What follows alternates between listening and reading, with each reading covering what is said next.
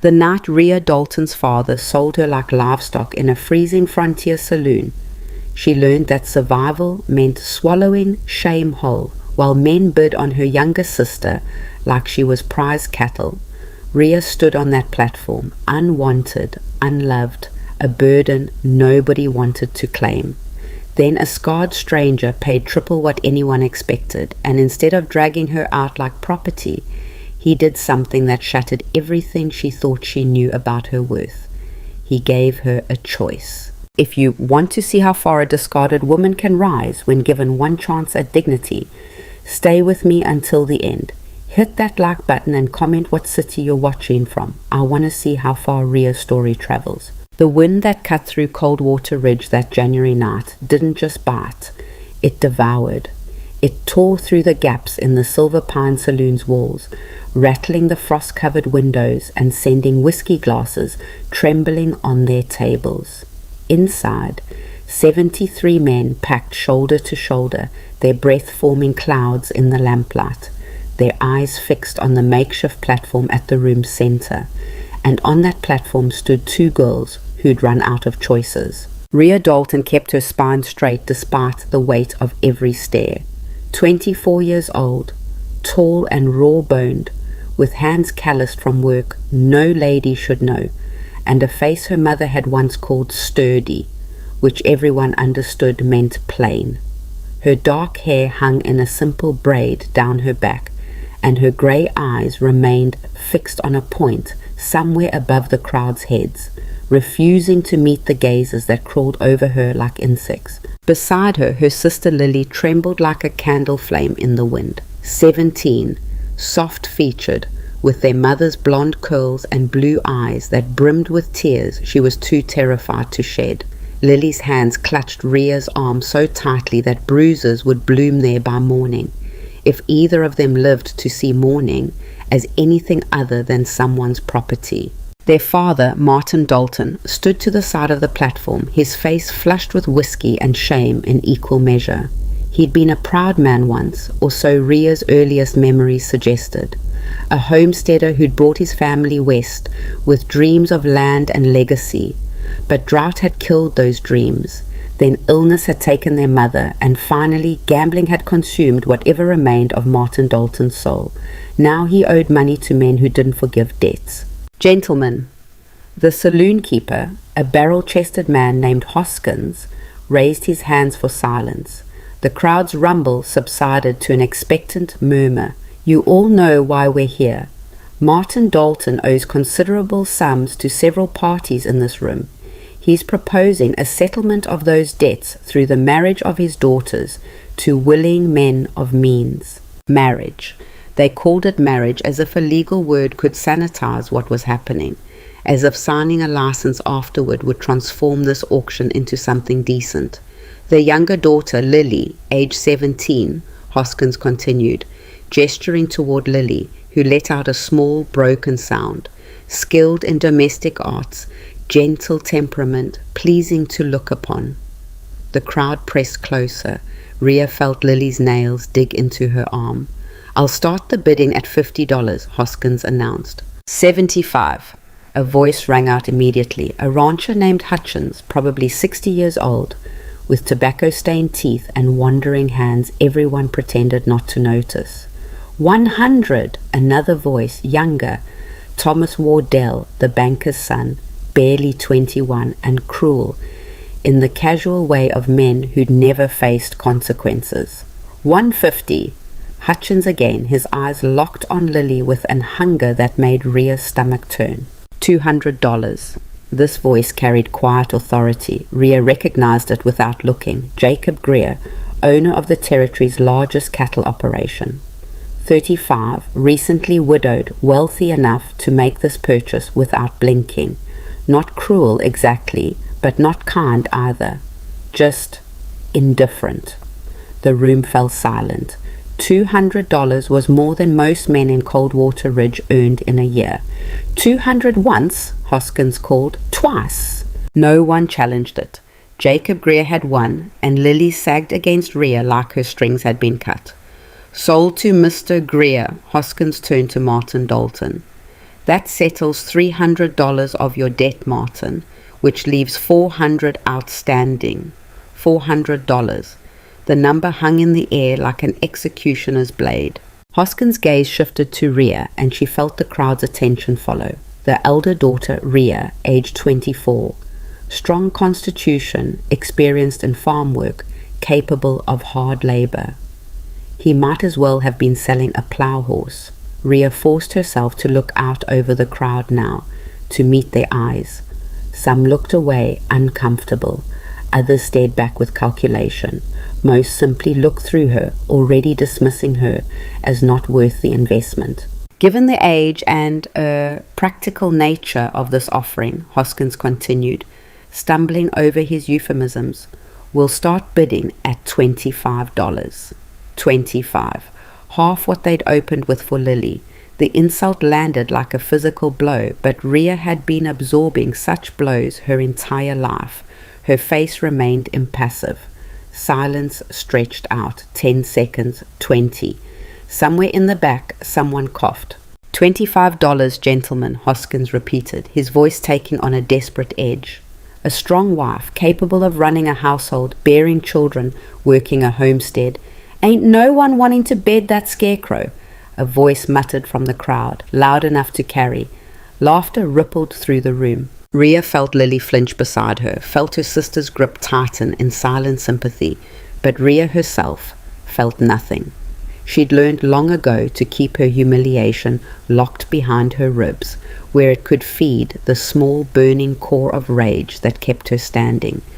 Surely someone, Hoskins tried again. I'll give you 15, a rough voice called out, but only if she comes with a winter's worth of supplies to make up for the disappointment. More laughter. Hoskins' face reddened. Martin Dalton stared at his boots. This is unseemly. A new voice cut through the mockery, the town's minister standing near the door. This entire proceeding is an abomination before... Then leave, preacher, someone shouted. Nobody asked you to witness. The minister stayed, but he fell silent, his presence now just another layer of shame coating the room. Rhea felt the moment crystallizing around her, the moment that would define her, that people would remember and repeat. The night Rhea Dalton stood on an auction block and nobody wanted her. The night her own father couldn't even give her away. Her throat tightened. Her vision blurred at the edges. She'd faced poverty, loss, back-breaking work, her mother's death, her father's dissolution. She'd endured all of it with her chin up. But this public confirmation of her worthlessness threatened to break something fundamental inside her. $10, Hoskins said quietly. Surely someone will offer $10. The silence that followed was absolute. Even the wind seemed to hold its breath. Then, from the back of the room, a chair scraped against floorboards. Every head turned. A man stood, tall, broad-shouldered, moving with the careful economy of someone who'd learned to conserve energy in harsh climates. As he walked forward, the crowd parted automatically, something in his bearing commanding space, even in that packed room. Rhea watched him approach, trying to place him. She'd seen him before, she thought. Glimpses at the general store, once at the church social he'd attended, and left within minutes. Cole Harrow, that was his name. He lived high up in the mountain territory, on land everyone said was too remote, too difficult to work. He came to town perhaps 3 times a year, bought supplies with cash, and spoke to no one. In the lamplight, she could see him more clearly, perhaps 30 years old, though hardship could have made him younger. His face was weathered, marked by a scar that ran from his left temple down to his jaw, an old wound, long healed, but never quite faded. His eyes were dark, unreadable, and they never left Rhea's face as he approached the platform. $400, he said. The words dropped into the silence like stones into a still pond, sending ripples of shock through the assembled crowd. Hoskins blinked. I'm sorry, did you say... $400, Cole Harrow repeated, his voice level. Cash. For Rhea Dalton and full settlement of her father's debt. Pandemonium erupted. Men shouted questions, objections, accusations of madness. $400 for a woman they'd been mocking moments before. It was obscene. It was impossible. But Cole Harrow simply reached into his coat and withdrew a leather pouch, heavy with coin. He set it on the table beside Hoskins with a solid thunk that silenced every voice in the room. Hoskins opened the pouch with trembling fingers, his eyes widening as he counted. Gold coins, silver dollars, all legitimate. He counted twice, as if expecting the money to disappear. It's all here, Hoskins said, his voice faint. Then we have an agreement, Cole said. He turned to Martin Dalton, who stood frozen, staring at the money that represented both his salvation and his ultimate shame. Your debt is paid. You have no further claim on your daughter. Martin opened his mouth, closed it, then nodded mutely. Cole's gaze shifted back to Rhea. For the first time, she saw something in those dark eyes. Not pity, not desire, but something else. Recognition, perhaps. The acknowledgement of one survivor spotting another. Miss Dalton, he said, and his voice was quieter now, meant only for her. I've paid your price. That settles the matter legally and socially as far as this room is concerned, but I won't claim you like property. Confusion flickered across Rhea's face, the first emotion she'd allowed herself to show all night. You have a choice, Cole continued. You can walk out that door with me right now to my land, my home. I offer you shelter, safety, and a legal marriage if you want it, for protection, not possession. Or you can stay here, and I'll arrange for you to have passage to any town or city you choose, with enough money to start fresh. The room had gone utterly silent again, every man straining to hear. Either way, Cole said, you're free. The debt is paid. The choice is yours. Rhea stared at him, searching for the trap, the angle, the cruelty that must be hiding behind such an offer. Men didn't pay $400 and then offer freedom. They didn't stand in front of 70 witnesses and give away their leverage. But his eyes didn't waver, and his stance remained open, waiting. She thought of staying, of taking the passage money and disappearing to San Francisco or Denver or anywhere her father's shame couldn't follow, starting over, truly alone, with nothing but a stranger's charity to sustain her. Then she thought of her mother's grave just outside town, of Lily, sold to Jacob Greer, who would at least be comfortable if not cherished, of this town that had watched her humiliation and done nothing. And she thought of the mountains, cold and brutal and honest, of a life where worth might be measured in survival rather than beauty, of a man who'd offered her the one thing no one else ever had. I'll go with you, Rhea said, her voice steady and clear, on one condition. Cole's eyebrow rose slightly. Name it. If I work your land, share your home, stand beside you, I do it as a partner, not property. I won't be owned, not by debt or law or custom. If you can agree to that, I'll walk out of here with you tonight. A muscle twitched in Cole's jaw. Not anger, but something that might have been surprise or approval. He extended his hand. Partners then, he said. Equal stake in survival, equal say in decisions. You have my word. Rhea took his hand. His grip was calloused, strong, but he didn't squeeze or dominate, just held firm, sealing the bargain. She turned to Lily, who was crying openly now. Be smart, Rhea whispered, pulling her sister into a fierce embrace. Remember what Mama taught you. You're stronger than you look. Don't leave me, Lily sobbed. I have to, but I won't forget you. Rhea pressed a kiss to her sister's hair, breathing in the familiar scent one last time. Then she stepped back before her resolve could crumble. Her father still wouldn't meet her eyes. She didn't try to make him. There was nothing left to say to Martin Dalton. Cole retrieved his coat from a peg by the door and held it out to her. It's cold out. Rhea accepted it, wrapping the heavy wool around her shoulders. It smelled of pine smoke and leather, and the sharp cold of high altitudes. Together they walked toward the door. The crowd parted again, but the silence had a different quality now.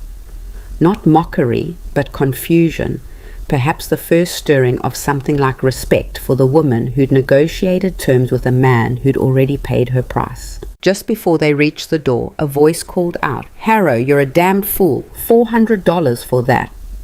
Cole stopped, turned slowly. His expression hadn't changed, but something in his stillness made the speaker take a step back. "I've been called worse by better men," Cole said quietly, "and I've yet to regret any choice made with clear eyes and honest purpose. Can you say the same?" No one answered. Cole opened the door. Wind and snow swirled into the saloon, extinguishing nearby lamps and sending men scrambling back. In that moment of chaos, Rhea stepped through the doorway and into the storm. The cold hit her like a wall, stealing her breath. Cole moved beside her, one hand on her elbow, steadying, not controlling, as they descended the saloon steps into the snow-covered street. A horse waited there, a massive bay gelding with a white blaze, saddled and patient despite the weather. Cole untied a thick blanket from behind the saddle and wrapped it around Rhea's shoulders over his coat. "Can you ride?" he asked. "Yes." "Then we'll share. It's a 6-hour journey to my land. We can stop if you need to rest. I won't slow you down." Something that might have been a smile flickered across his scarred face. "I don't doubt it." He mounted first, then extended his arm. Rhea gripped it and swung up behind him, settling into the saddle with the ease of someone who'd ridden since childhood. The horse shifted but held steady under their combined weight. "His name is Flint," Cole said. "He's steady in bad weather. Hold on." Rhea wrapped her arms around Cole's waist as he urged Flint forward. The horse moved into a ground-eating trot, carrying them out of Coldwater Ridge and into the mountain darkness. Behind them, the saloon's light faded quickly, swallowed by snow and night. Ahead, nothing but cold and uncertainty. But for the first time in years, Rhea felt something unfamiliar stirring in her chest. It took her nearly an hour to recognize it. Hope. Itak. The journey was brutal. Snow fell in thick curtains, reducing visibility to barely a few yards ahead. The wind howled down from the peaks, driving ice particles into any exposed skin like tiny knives. Rhea's face burned with cold, despite being pressed against Cole's back, and her fingers went numb inside the gloves he'd insisted she take from his saddlebag. Cole navigated by instinct and memory, following a trail Rhea couldn't even see. They climbed steadily upward, leaving the valley behind, entering territory where the trees grew twisted and sparse, where the wind screamed through rock formations with voices like the damned. They didn't speak. There was no point.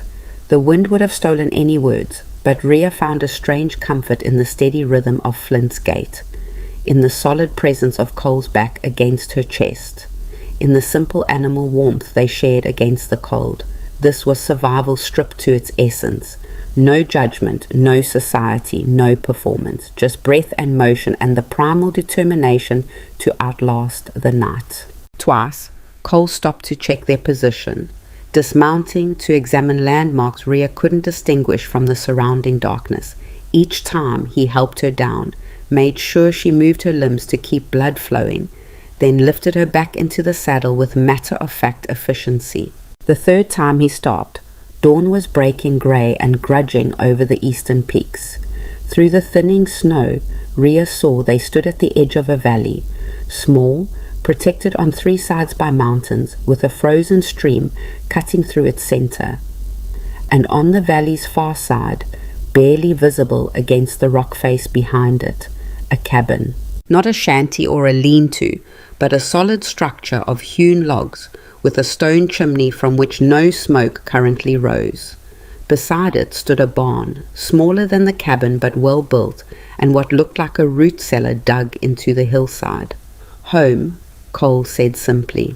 They descended into the valley as full sunrise broke, revealing details Rhea couldn't have seen in darkness. The land was harsh but not barren. Hardy grasses pushed through the snow in sheltered spots. A stand of pine trees clustered near the stream, providing windbreak and timber. The cabin sat on a slight rise, positioned to catch southern sun and avoid the worst of the northern winds. It was isolated, remote, difficult. It was also beautiful in a stark, unforgiving way.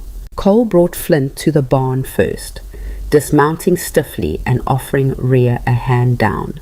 She slid from the saddle, her legs nearly buckling as circulation protested. Cole caught her elbow again, steadying her until she found her balance. "Tend the fire in the cabin," he said, pressing a key into her hand. "I'll see to Flint. There's kindling by the hearth and water in the barrel by the door. Get yourself warm." It wasn't a command, just practical instruction delivered in that same level tone. Rhea took the key and made her way to the cabin on unsteady legs. The door was solid, well fitted against drafts. The key turned smoothly in a lock that had been recently oiled. Inside, the cabin was cold but not freezing, suggesting decent insulation. As Rhea's eyes adjusted to the dim interior, she took inventory. One large room, perhaps 20 feet square, with a sleeping loft accessible by a sturdy ladder. A stone fireplace dominated one wall, its chimney clearly well maintained. A table and 2 chairs occupied the center of the space, both handmade but competently crafted. Along the walls, shelves holding supplies, tools hung on pegs, a trunk, a narrow bed with several thick blankets, a washing basin, a small stove for cooking. It was Spartan but clean, organized. The dwelling of someone who'd learned to live alone efficiently.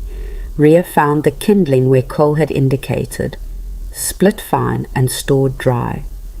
Within minutes, she had a fire crackling in the hearth, its warmth beginning to push back the cold.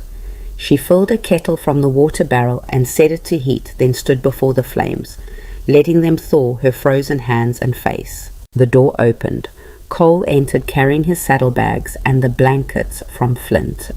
He paused when he saw the fire blazing healthily. "You've got a good hand with that," he observed. "I've started a lot of fires in my life." He nodded, accepting this. He hung his coat on a peg, then gestured to the loft. "You'll take the sleeping space up there. I'll make a bed down here by the fire." Rhea turned to face him fully. "We agreed on partnership. Partners share resources fairly. And fair is making sure you have privacy and comfort," Cole countered. "The loft is warmer, safer, yours. This isn't negotiable." They stood in silence, wills testing against each other like rams finding their hierarchy. Finally, Rhea nodded. "For now, but I carry my weight. I won't be kept like a pet. Wouldn't dream of it." Cole moved to the stove, pulling out a pan and a sack of cornmeal. "Can you cook?" "Yes." "Then we'll take turns. You're exhausted. I'll handle breakfast. After you eat, sleep as long as you need. When you wake, I'll show you the property, explain how things work here." Rhea wanted to argue, to prove she could push through exhaustion, but her body was screaming for rest and food. All right. Cole prepared cornmeal mush with dried berries and a drizzle of honey, simple but filling. They ate in silence, sitting across from each other at the table. 2 strangers navigating the strange intimacy of shared survival. When Rhea's bowl was empty, Cole nodded toward the loft. "Go, rest." She climbed the ladder and found the loft space surprisingly comfortable. A thick mattress stuffed with straw and pine needles, covered in wool blankets, and a bearskin that still smelled faintly of smoke from its curing. A small window looked out over the valley, currently showing nothing but white. Rhea removed her boots and outer layers, then burrowed into the blankets. The bearskin was heavy, warm, almost alive in its comforting weight. From below, she heard Cole moving quietly, banking the fire, washing the dishes, going about the mundane work of maintaining a household. For the first time in 18 hours, Rhea allowed herself to think about what had happened, about standing on that platform, about the silence and the mockery, about a scarred stranger paying an impossible price and offering an unthinkable choice. She should have been terrified. She was alone in the wilderness with a man she didn't know, tied to him by a transaction that everyone would consider marriage regardless of what they'd agreed between themselves. But terror didn't come. Instead, she felt something else, a bone-deep exhaustion. Yes, but also a strange, fragile sense of possibility. She'd been sold, but she'd also been given a choice, and she'd chosen survival on her own terms. Tomorrow she'd figure out what that meant.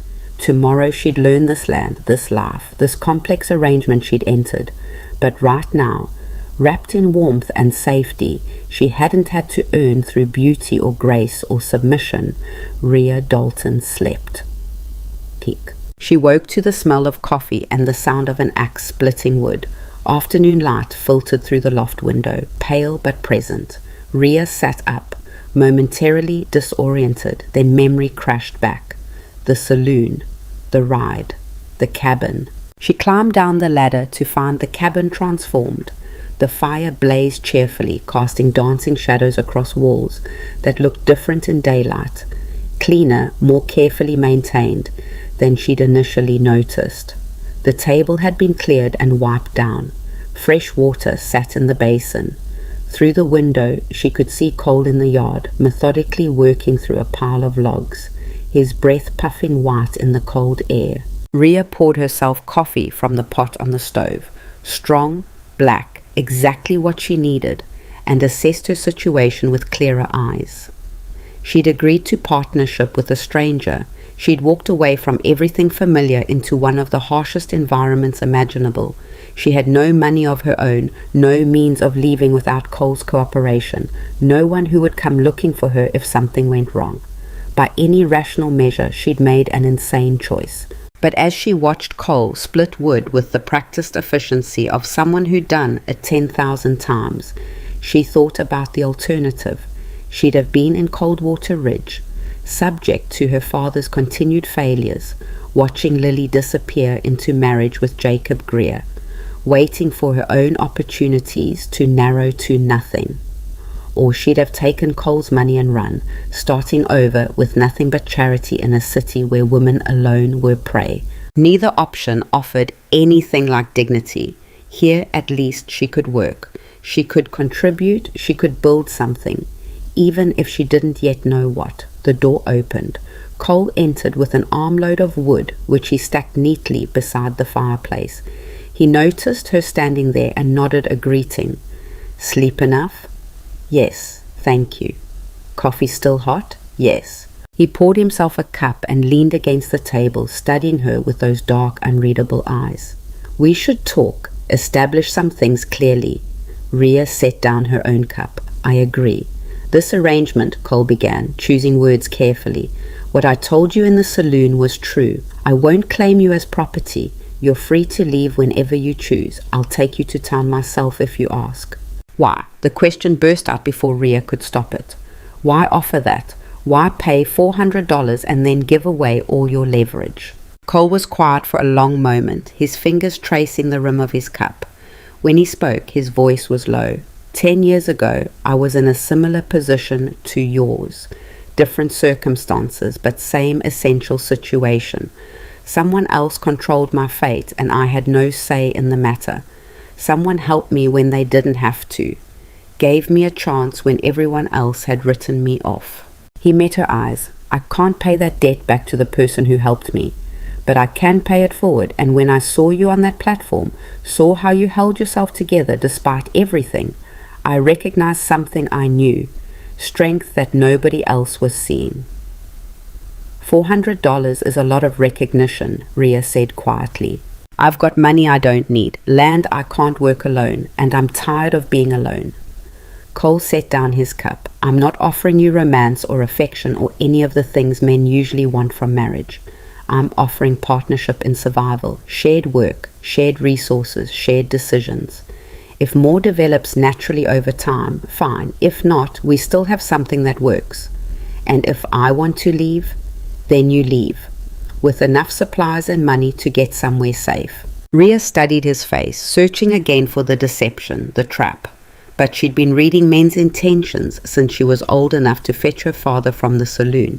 She'd learned to spot the signs, the tension around the eyes, the too casual tone, the calculations happening behind forced smiles. Cole showed none of that. He stood before her offering what he'd promised, a choice, clean and simple. "What do you need from me?" she asked, practically speaking. "Help running this place. It's too much for one person." Cooking, preserving food, tending the garden in growing season, helping with livestock when I acquire more, mending, cleaning, the work of making a homestead function. He paused. And eventually I need this marriage to be legal and recognized for land claim purposes. There it was, the practical need underneath the altruism. Explain, Rhea said. I've filed a homestead claim on this land under the Homestead Act, but there are complications. The land borders territory claimed by a development corporation, Northern Mountain Holdings. They want this valley for timber and mining access. They've been challenging my claim, saying I haven't met the improvement requirements, that I'm not a legitimate settler. Cole moved to the window, looking out over his land. A married man with a working homestead has a stronger legal claim than a bachelor with a cabin.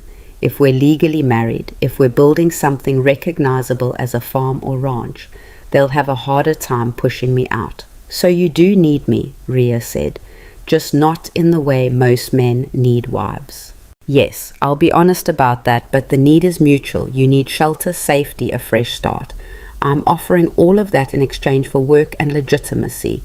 It's a trade, not a con. Rhea considered this. A marriage of pure practicality, stripped of pretense. No expectations of love or obedience, just mutual survival. It was the most honest proposal she'd ever heard. All right, she said, we'll make it legal, but I want something in writing. An agreement that specifies my rights, my share of what we build, my freedom to leave, signed and witnessed. For the first time, she saw Cole smile. A small, brief expression, but genuine. Fair enough. We'll draft something. Take it to town when weather permits. Get it notarized. Agreed? Agreed. They shook hands again, sealing the second part of their partnership. Now, Cole said, let me show you what you've gotten yourself into. Tig. The tour took 2 hours, and by the end of it, Rhea understood both why Cole needed help and why this land was worth fighting for. The valley was small, perhaps 200 acres total, but positioned perfectly for survival. The stream provided fresh water year-round, fed by mountain springs that never froze completely. The southern exposure meant maximum sunlight in winter, critical for both warmth and any hope of growing crops. The surrounding mountains created a natural windbreak, making the valley several degrees warmer than the exposed peaks. Cole had been working this land for 3 years, and his improvements were impressive for one man's labor. The cabin was solid, built to last decades. The barn could house 4 horses or a dozen head of cattle. The root cellar was deep enough to keep vegetables frozen in summer and protected in winter. But there was so much more to do. I've cleared about 10 acres for cultivation, Cole explained, gesturing to a snow-covered field. But I can only manage to actively work 3.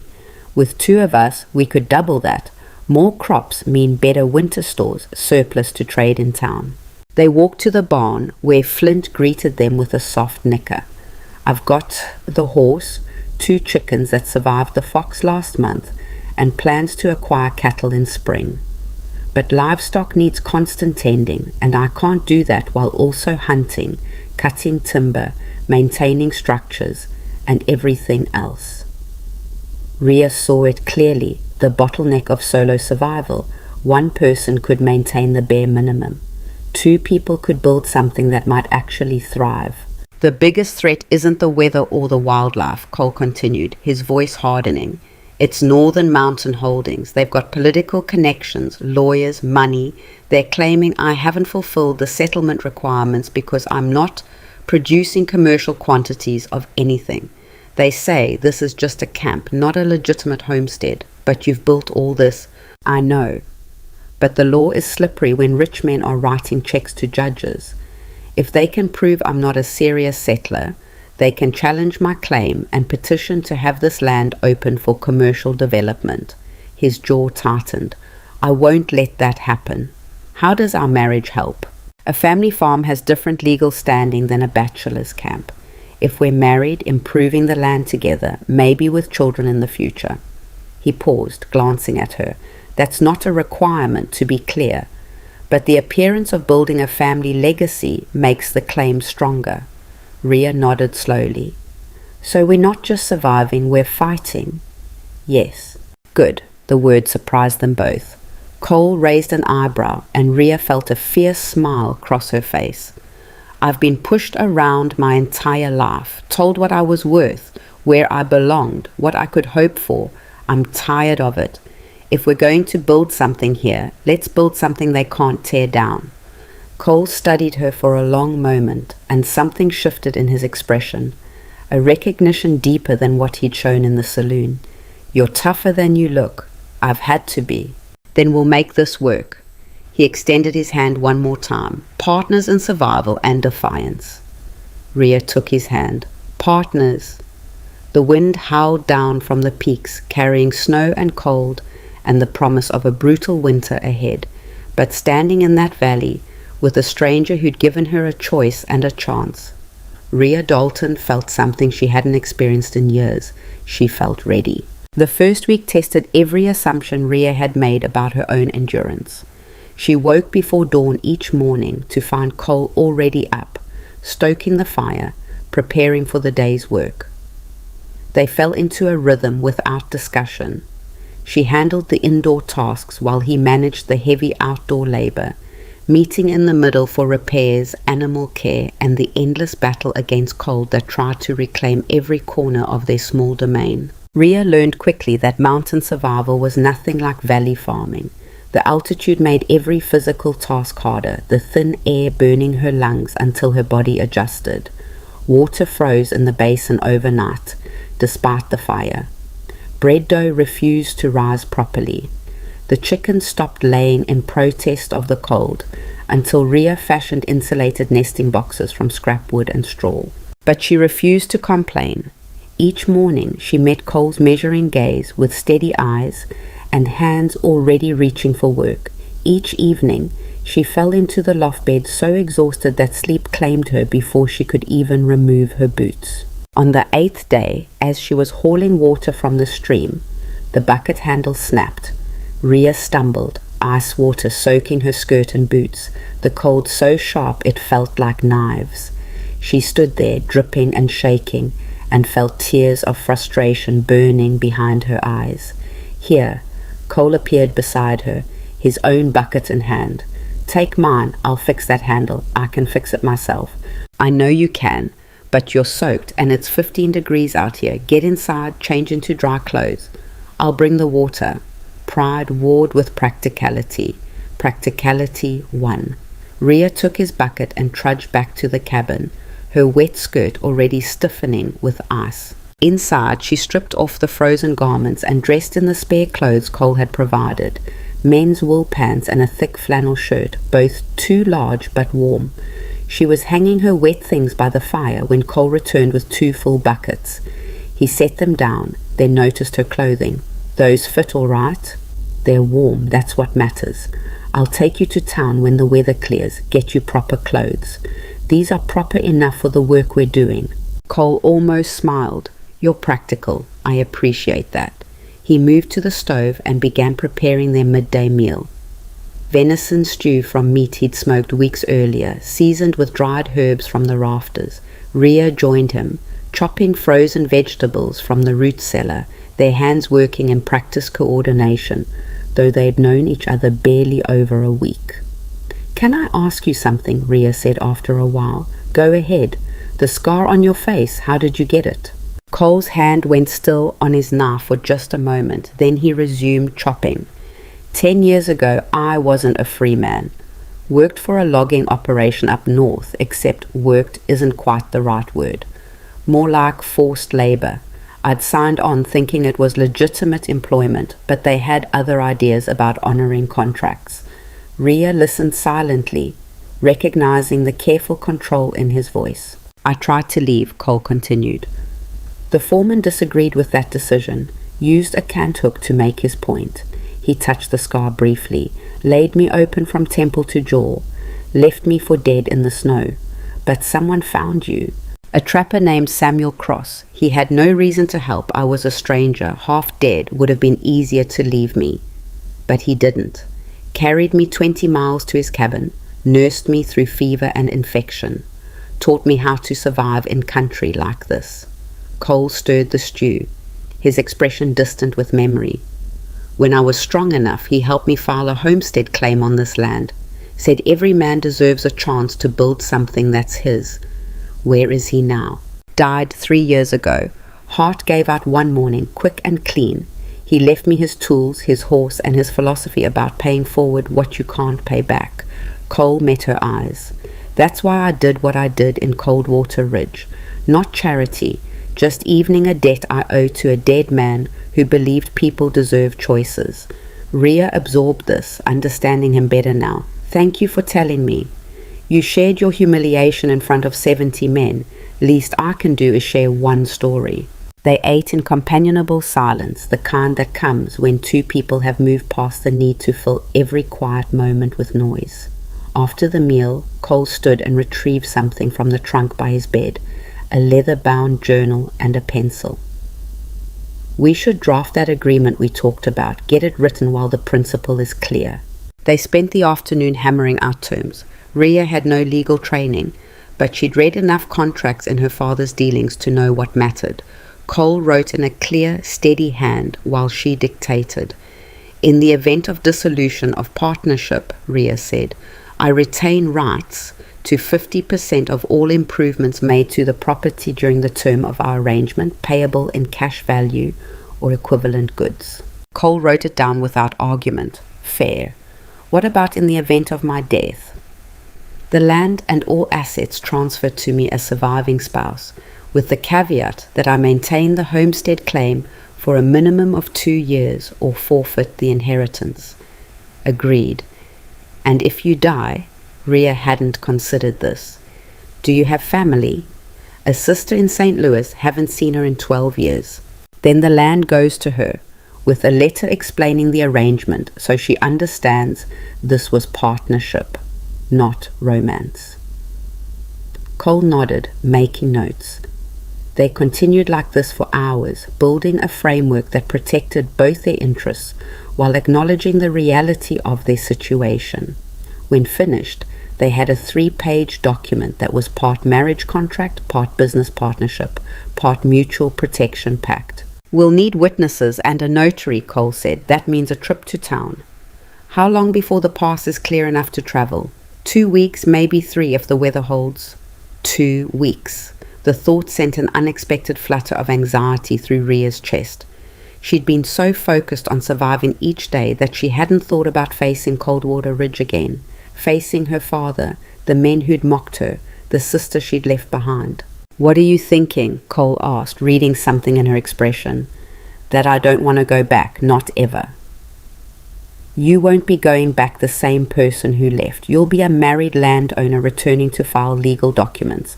They'll have to treat you with respect, whether they want to or not. Respect isn't something you can force.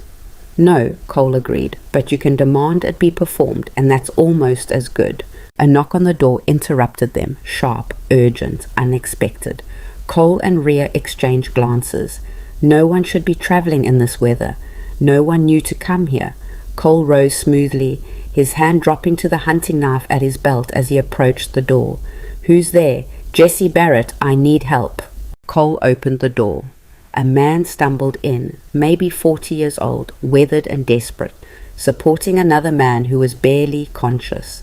Blood stained the second man's coat, spreading from his left shoulder. Hunting accident, Jesse gasped. Rifle misfired, took a chunk out of Daniel's shoulder. We were trying to make it to town, but the storm got worse. Saw your smoke, thought. Get him to the table, Cole commanded, already moving. Rhea, I need clean cloth, hot water, and the medical kit from the trunk. Rhea didn't question, didn't hesitate. She grabbed the supplies with efficiency born from helping her mother treat injuries on their homestead. Within minutes, the table was cleared, the wounded man laid out, and Cole was cutting away the blood-soaked coat. The injury was ugly. A ragged tear where the bullet had grazed the shoulder, tearing muscle but missing bone and major vessels. Daniel was conscious but shocky, his skin pale and clammy. Rhea, hold him still, Cole said. Jesse, get whiskey from the shelf, this is going to hurt. What followed was brutal and necessary. Cole cleaned the wound with whiskey and boiled water, while Daniel screamed through a leather strap. Rhea held his uninjured shoulder with all her strength, keeping him from thrashing, while Cole worked. Jesse stood frozen, useless with fear for his friend. "Talk to him," Rhea told Jesse sharply. "Tell him about something good. Give him something to focus on besides the pain." Jesse stammered into a story about their last successful hunt, his voice shaking but growing steadier as he found the rhythm. Daniel's screaming subsided to harsh breathing as Cole stitched the wound closed with the same steady precision he used for everything. By the time Cole tied off the final stitch and bandaged the shoulder, 2 hours had passed. Daniel had fainted somewhere around stitch number 7. Cole checked his pulse, his breathing, the color of his skin. "He'll live," Cole pronounced, "but he needs to stay warm and still for at least 3 days. The wound needs to close properly or infection will kill him faster than the bullet would have." Jesse's legs gave out. He sat down hard on the floor, his face in his hands. "Thank you, thank you. We thought he was going to die out there. You can both stay here until he's stable enough to move," Cole said. "But you'll work for the shelter. We're not running charity." "Anything, I'll do anything." Over the next 3 days, Jesse Barrett proved useful. He was a capable woodsman, good with repairs, and grateful enough to work without complaint. He fixed the chicken coop's roof, repaired 2 chairs that had been wobbling for months, and helped Cole haul timber from the tree line for future building projects. Daniel, once conscious and coherent, proved to have a sharp mind for planning. Confined to bed rest, he studied Cole's land through the window and offered suggestions for irrigation, crop rotation, and livestock management. "You've got the makings of something real here," Daniel said on the 3rd evening, his voice still weak but earnest. "Most homesteaders fail because they don't think past next season. But you're building for the long term. That's smart." "We're trying," Cole said. "You should talk to the other small holders in the region. There's maybe 15 families scattered through these mountains, all filing claims, all fighting to prove legitimacy. Northern Mountain Holdings is pressuring everyone. If we organized, presented a unified front, they'd still have money and lawyers," Jesse pointed out. "True, but they can't buy off every judge if there's public attention on what they're doing. Especially if we document everything, every intimidation attempt, every shady land grab, every bribe." Daniel's eyes sharpened with something like hope. "You got a wife now, Cole. That changes things. Shows you're serious about settling." Rhea, who'd been listening from the stove, spoke up. "How does Northern Mountain Holdings usually operate?" "They find technicalities," Daniel explained. "Claim you haven't met improvement requirements. Say your structures are temporary. Your cultivation insufficient. They challenge claims in court, drag things out until people run out of money to fight back. Then they swoop in and buy the land for pennies. But if you have clear documentation of improvements, witnesses to your settlement timeline, legal marriage proving intent to stay," Rhea's mind worked through the problem. "They'd have a harder time." "Exactly." Daniel smiled. "You're quick." "She's practical," Cole said, and there was something like pride in his voice. On the 4th day, Daniel was strong enough to travel. Jesse fashioned a travois to drag behind his horse, padding it with blankets to cushion the journey.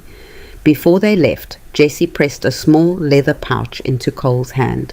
"It's not much, but it's what we've got, for the medical care and the shelter." Cole weighed the pouch, perhaps $20 in coin. "Keep it. You'll need it for medicine once you reach town." "Cole, you owe me labor, not money. When spring comes, I'll call it in. You and Daniel help me with planting, with building. That's the payment I want." Jesse's throat worked. "You're a good man."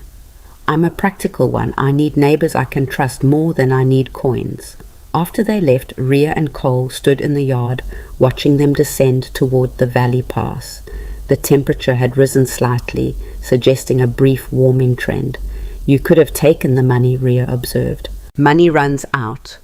Goodwill and mutual obligation are renewable resources." Cole turned back toward the cabin. "Besides, Daniel was right. We need allies.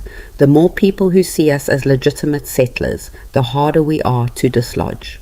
"You're thinking about the fight ahead." I'm always thinking about the fight ahead. They worked through the warming trend, accomplishing in 4 days what would have taken weeks in deep cold. Cole felled 3 large pines and began the process of stripping and preparing them for lumber. Rhea expanded the chicken coop, reinforced the root cellar door, and started an inventory of their supplies to determine what they'd need from town. On the 5th day, as Rhea was mending clothes by the fire, Cole came in with news. Pa should be clear enough tomorrow for a town run. We'll leave at first light, file the marriage license and partnership agreement, pick up supplies, and be back before dark. Rhea's hand stilled on her needlework. All right, you don't have to see your father if you don't want to, or anyone else. We can conduct our business and leave. I want to see Lily. Make sure she's all right, Cole nodded. Then we'll make time for that. That night, Rhea lay in the loft unable to sleep. Tomorrow she'd return to Coldwater Ridge, not as the unwanted daughter, but as Cole Harrow's wife. The thought was strange, surreal. She barely knew the man sleeping by the fire below, yet she trusted him more than she trusted her own father. They'd worked side by side for nearly 3 weeks now. She'd seen him patient with animals, efficient with work, generous with strangers who needed help. She'd heard him speak maybe 1,000 words total. He wasn't given to unnecessary talk, but every word he'd spoken had been honest, every promise kept. It wasn't love, but it was something solid, something real.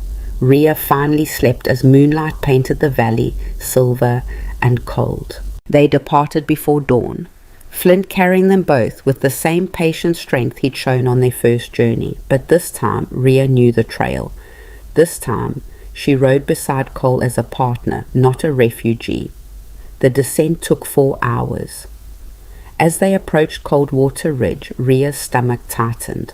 The town looked exactly as she'd left it, weathered building clustered around a muddy main street, smoke rising from chimneys, horses tied outside the saloon where her humiliation had occurred.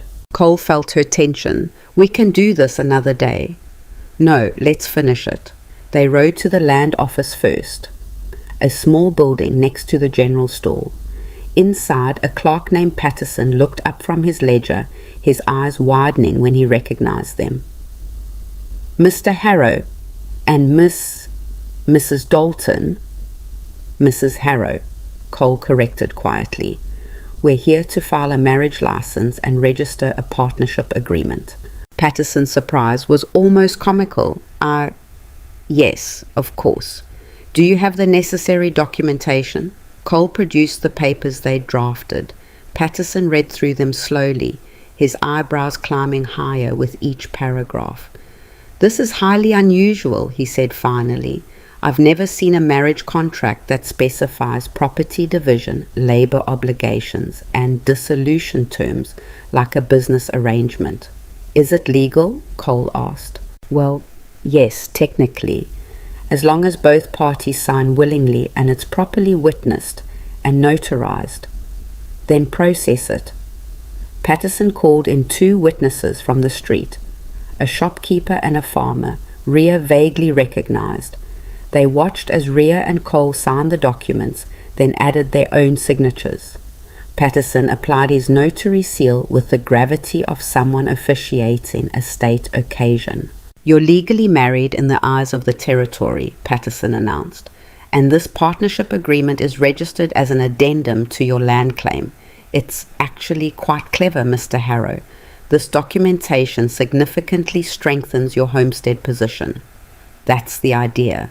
As they were leaving, Patterson called after them. You should know, Northern Mountain Holdings has been asking questions about your claim. They've got a lawyer coming through next month to review all the disputed properties in the region. Cole's expression didn't change. Let them come. My claim is solid.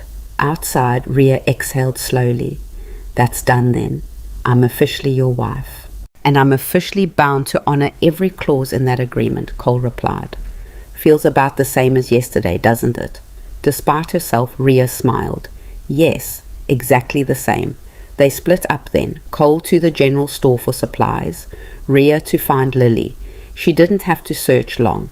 Her sister was coming out of the dry goods shop, a basket on her arm, dressed in new clothes that marked her clearly as Jacob Greer's wife now. "Rhea!"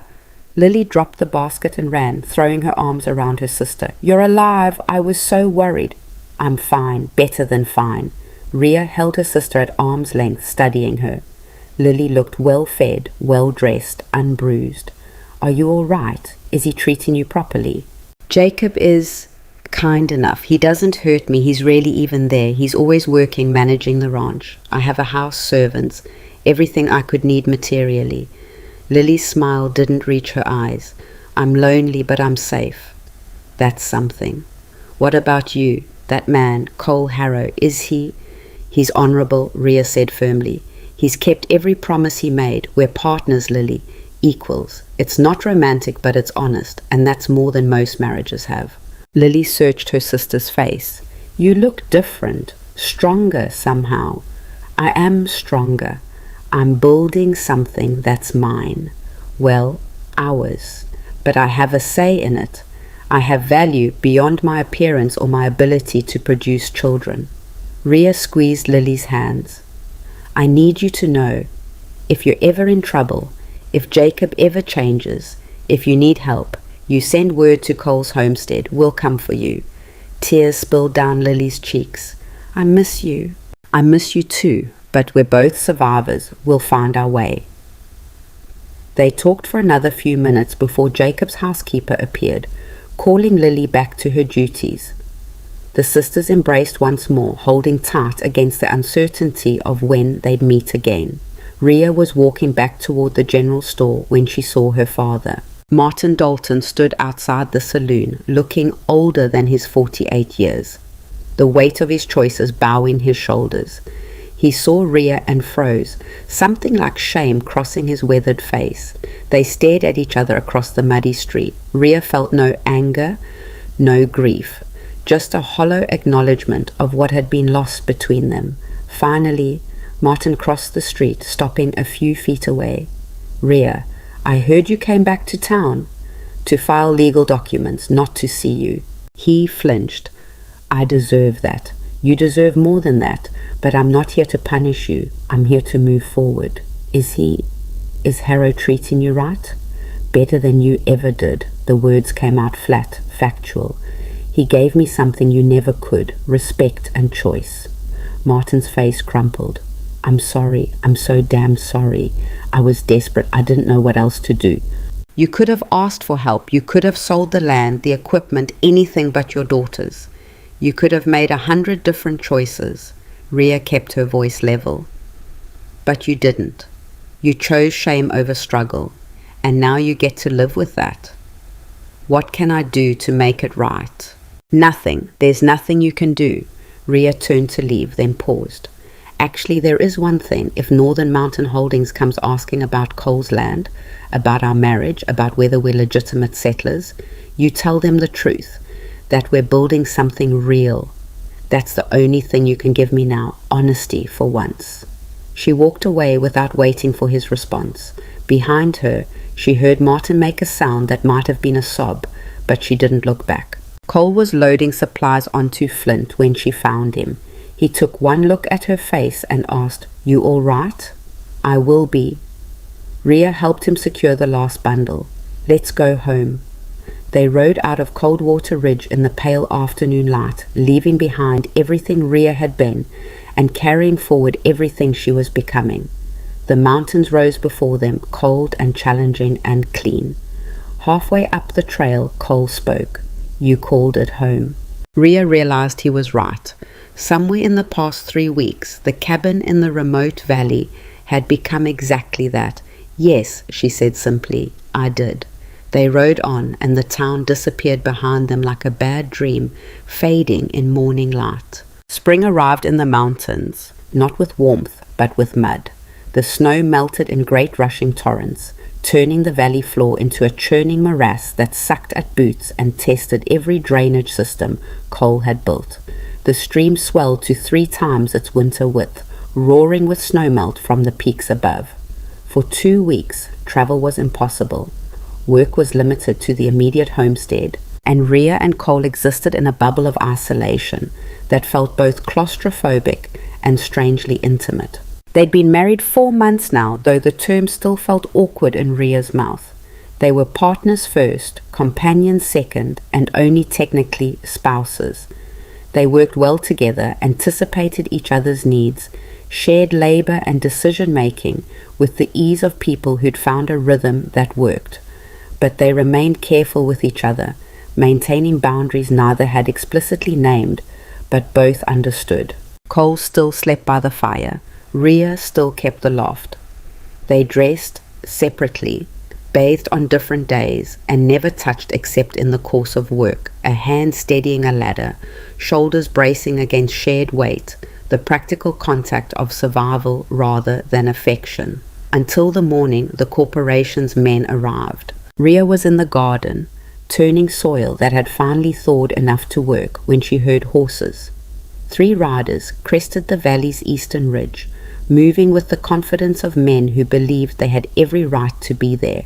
She recognized the lead rider immediately, Byron Caldwell, the land agent for Northern Mountain Holdings, who'd been circling Cole's claim like a vulture for the past year. She straightened, wiping her hands on her pants, and called toward the barn, where Cole was repairing tack. "Company coming." Cole emerged, his eyes narrowing as he identified the riders. He moved to stand beside Rhea, not in front of her, and she appreciated that small acknowledgement of equality even as her heart began to pound. Caldwell reined in his horse 10 feet from them, flanked by 2 men who looked more like hired muscle than legitimate businessmen. He was perhaps 50, well dressed in a way that seemed designed to emphasize the gap between his wealth and their rough homesteader's clothing. His smile never reached his eyes. "Mr. Harrow," Caldwell said, his voice smooth as oil, "and this must be the wife I've heard so much about." "Mrs. Harrow," Cole corrected, his tone flat. "What brings you to my property, Caldwell?" "Just a courtesy visit. Wanted to see how you folks were settling in, verify the improvements you've claimed on your homestead filing." Caldwell's gaze swept the valley, calculating. "Northern Mountain Holdings has a vested interest in seeing this region develop properly. My claim is legal and documented. You've got no business here. Now, no need to be hostile. I'm simply doing my due diligence." Caldwell dismounted, his men following suit. The law requires certain standards for homestead claims to be considered valid: continuous residence, genuine cultivation, permanent improvements. I'm here to ensure you're meeting those standards. Rhea felt Cole tense beside her, but his voice remained level. "I've met every requirement. The land office has all the documentation." But documentation can be misleading." Caldwell pulled a leather folder from his saddlebag. "For instance, your marriage license, filed just 4 months ago, suspiciously timed with our company's interest in this territory. Some might say it's a marriage of convenience rather than genuine settlement." "Our marriage is legal," Rhea said, her voice cutting sharp through the morning air, "and our reasons are our own business." Caldwell's smile widened. "Of course, Mrs. Harrow. But you must understand how it looks. A woman sold at auction, yes, news travels even to our offices in Denver, suddenly married to a reclusive homesteader whose claim stands between my company and a profitable timber route. It raises questions about legitimacy. The only question," Cole said quietly, "is when you're going to leave my land." "Mr. Harrow, I don't think you understand the situation. Northern Mountain Holdings has significant resources. We've already secured agreements with 15 of the 18 homesteaders in this region. You and 2 others are the holdouts preventing development that would benefit everyone." "Benefit your profits, you mean?" "Benefit the territory," Caldwell countered smoothly. "Jobs, infrastructure, economic growth. What do you offer? A cabin and a few chickens?" He gestured dismissively at their homestead. "This isn't settlement. This is squatting with delusions of grandeur." Rhea felt rage building in her chest, hot and fierce. 4 months of back-breaking work, of transforming herself from unwanted burden to capable partner, of building something real from nothing. and this man dismissed it as squatting. "You're blind," she said, her voice shaking with controlled fury, "or willfully ignorant. We've cleared 15 acres, built permanent structures, established water rights, documented every improvement. We're not squatting. We're surviving against odds you couldn't handle for a week." Caldwell's expression hardened. "Surviving isn't the same as thriving, Mrs. Harrow, and the law distinguishes between temporary camps and genuine settlement. We have lawyers who specialize in these distinctions." "Then bring your lawyers," Cole said. "Bring your documents and your challenges. We'll meet you in court and prove every claim we've made." "Court is expensive, Mr. Harrow. Do you have the resources for a prolonged legal battle?" The threat hung in the air like a blade. Cole's jaw tightened, but before he could respond, the sound of more horses echoed from the western ridge. Jesse Barrett appeared first, followed by Daniel, now fully recovered, and 3 other men Rhea didn't recognize. They rode into the valley with purpose, positioning themselves in a loose semicircle around Caldwell's group. "Heard you had visitors, Cole," Jesse called out. "Thought you might want witnesses to whatever Mr. Caldwell here plans to say." Caldwell's smooth facade cracked slightly. "This is a private conversation." "This is Aspen territory," Daniel countered, "and we're all homesteaders with vested interest in how Northern Mountain Holdings conducts its business, so we're staying." One of Caldwell's men shifted his hand toward his hip, but Cole's voice cut through the tension like a whip crack. "Don't." The man froze. Cole hadn't moved, hadn't drawn any weapon, but something in his stillness communicated absolute readiness for violence. Caldwell noticed and raised a hand to his man. "No need for unpleasantness," Caldwell said, but his voice had lost its oily confidence. "I've seen what I came to see. We'll be filing our challenge to your claim within the month, Mr. Harrow. I suggest you prepare adequate defense." He remounted, his men following. But before leaving, he turned back to Rhea. "One more thing, Mrs. Harrow. We've been speaking with your father. Martin Dalton has some very interesting perspectives on the nature of your marriage. He might make a compelling witness about whether this union represents genuine settlement or simply financial transaction." The words landed like a physical blow. Rhea felt the blood drain from her face. Her father testifying against her, of course. Martin Dalton had already sold her once. Why wouldn't he sell her again, this time for whatever Northern Mountain Holdings was offering? Cole's hand found hers, his grip strong and grounding. "Get off my land, Caldwell, now." Caldwell smiled, having drawn the blood he wanted. 30 days, Mr. Harrow. Prepare yourself." They rode out, leaving a wake of churned mud and poisoned air. Jesse and the others remained until Caldwell's group disappeared over the ridge, then approached cautiously. "They came to Daniel's place yesterday," Jesse explained. "Same threats, same intimidation. We figured Cole would be next." "Thank you for coming," Cole said, releasing Rhea's hand. She hadn't realized until that moment how tightly she'd been holding on. Daniel studied them both with concern. "This is serious, Cole. They're not bluffing about the legal challenge, and if they've got Rhea's father willing to testify, then we prepare a better case," Rhea said, her voice steadier than she felt. "We document everything, gather witnesses, prove our settlement is legitimate." "It's not just about documentation," one of the other homesteaders said, a grizzled man named Tucker. "It's about politics. Northern Mountain Holdings has judges in their pocket, legislators on their payroll. They make the rules, then use them to crush people like us." "So we change the game," Rhea said, an idea forming even as she spoke. "We make this public. We get newspapers involved, territorial representatives, anyone who might care about corporations stealing land from legitimate settlers." Jesse frowned. "That's risky. Drawing attention could backfire." "More risky than letting them pick us off one by one in closed courtrooms," Rhea challenged. "They're counting on us being isolated, powerless, too poor to fight back. What if we show them we're none of those things?" Cole was watching her with an expression she couldn't quite read. "You're talking about organizing, creating a collective defense." I'm talking about surviving. You said yourself that goodwill and mutual obligation are renewable resources. Well, here's where we cash in. Rhea turned to the assembled homesteaders. How many families are we talking about? How many claims are they challenging? 18 total homesteads in the mountain territories, Daniel said. They've already bought out 15. That leaves 3, Cole's, mine, and Jesse's, and Tucker's place to the north. 3 families, Rhea mused.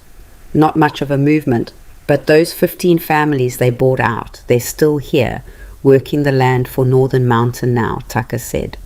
Most of them got pennies on the dollar and are bitter about it. Some might be willing to testify about the intimidation tactics they faced.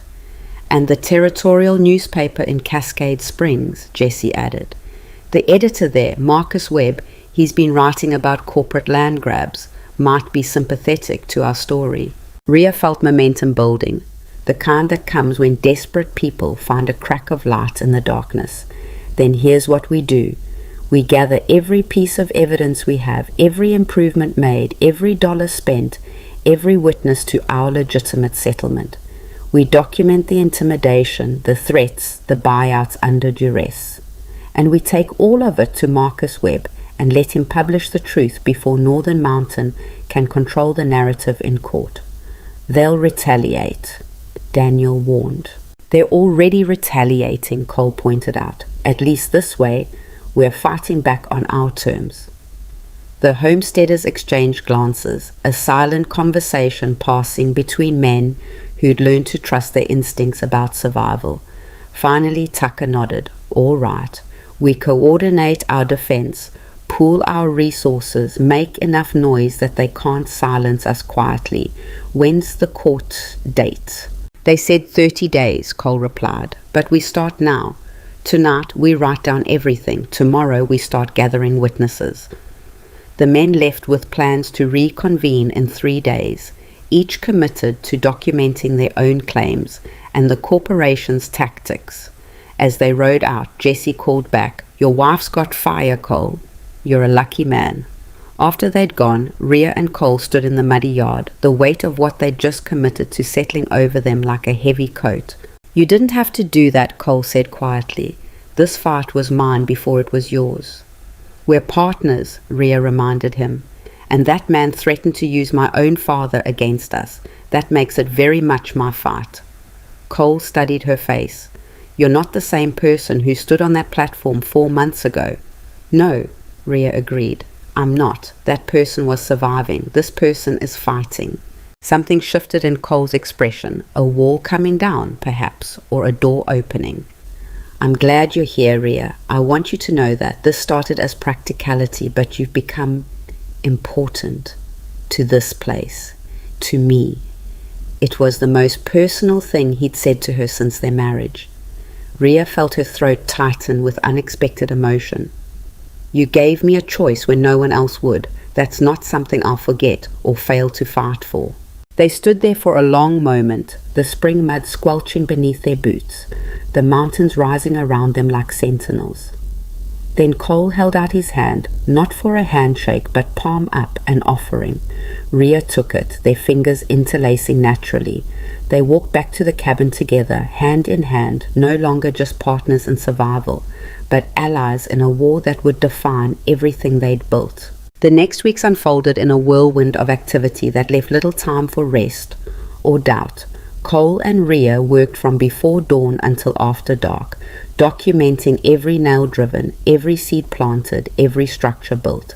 They sketched maps of the property, photographed their improvements with a camera borrowed from Daniel, and compiled receipts for every purchase made in town. But documentation was only part of the battle.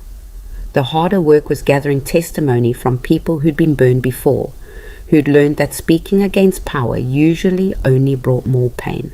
Rhea took the lead on this, discovering a talent for persuasion she hadn't known she possessed. She rode out with Cole to visit the families who'd sold to Northern Mountain, sitting in their modest homes, listening to their stories of intimidation and coerced sales. Some refused to speak, too afraid of retaliation, but others, seeing Rhea's determination and Cole's steady presence, began to open up. They told me my claim wasn't valid because I was a widow, one woman said, her hands trembling around a cup of tea. Said a woman alone couldn't prove genuine settlement intent. Then they offered me $50 for land worth 10 times that, and said if I didn't take it, they'd challenge me in court and I'd get nothing. Will you testify to that? Rhea asked gently. The woman hesitated, fear warring with anger in her eyes. Finally she nodded. Yes, I'm tired of being afraid. Story after story emerged, a pattern of systematic intimidation and exploitation. Northern Mountain Holdings had refined their tactics over years, targeting the most vulnerable homesteaders first, using their capitulation to pressure others, building momentum until resistance seemed futile. But they'd made one crucial mistake. They'd underestimated the power of collective rage. By the end of the second week, Rhea and Cole had testimony from 8 former homesteaders, documentation of improvements from all 3 remaining claims, and a thick file of evidence showing Northern Mountain's pattern of coercion. They compiled it all into a comprehensive report, then rode to Cascade Springs to meet with Marcus Webb. The newspaperman was younger than Rhea expected, maybe 35. With ink-stained fingers and the intense focus of someone who believed words could change the world. He read through their documentation in his cramped office above the print shop, his expression growing darker with each page. This is dynamite, he said finally. If even half of this holds up under scrutiny, it's a major scandal. Corporate land theft, judicial corruption, systemic exploitation of frontier settlers.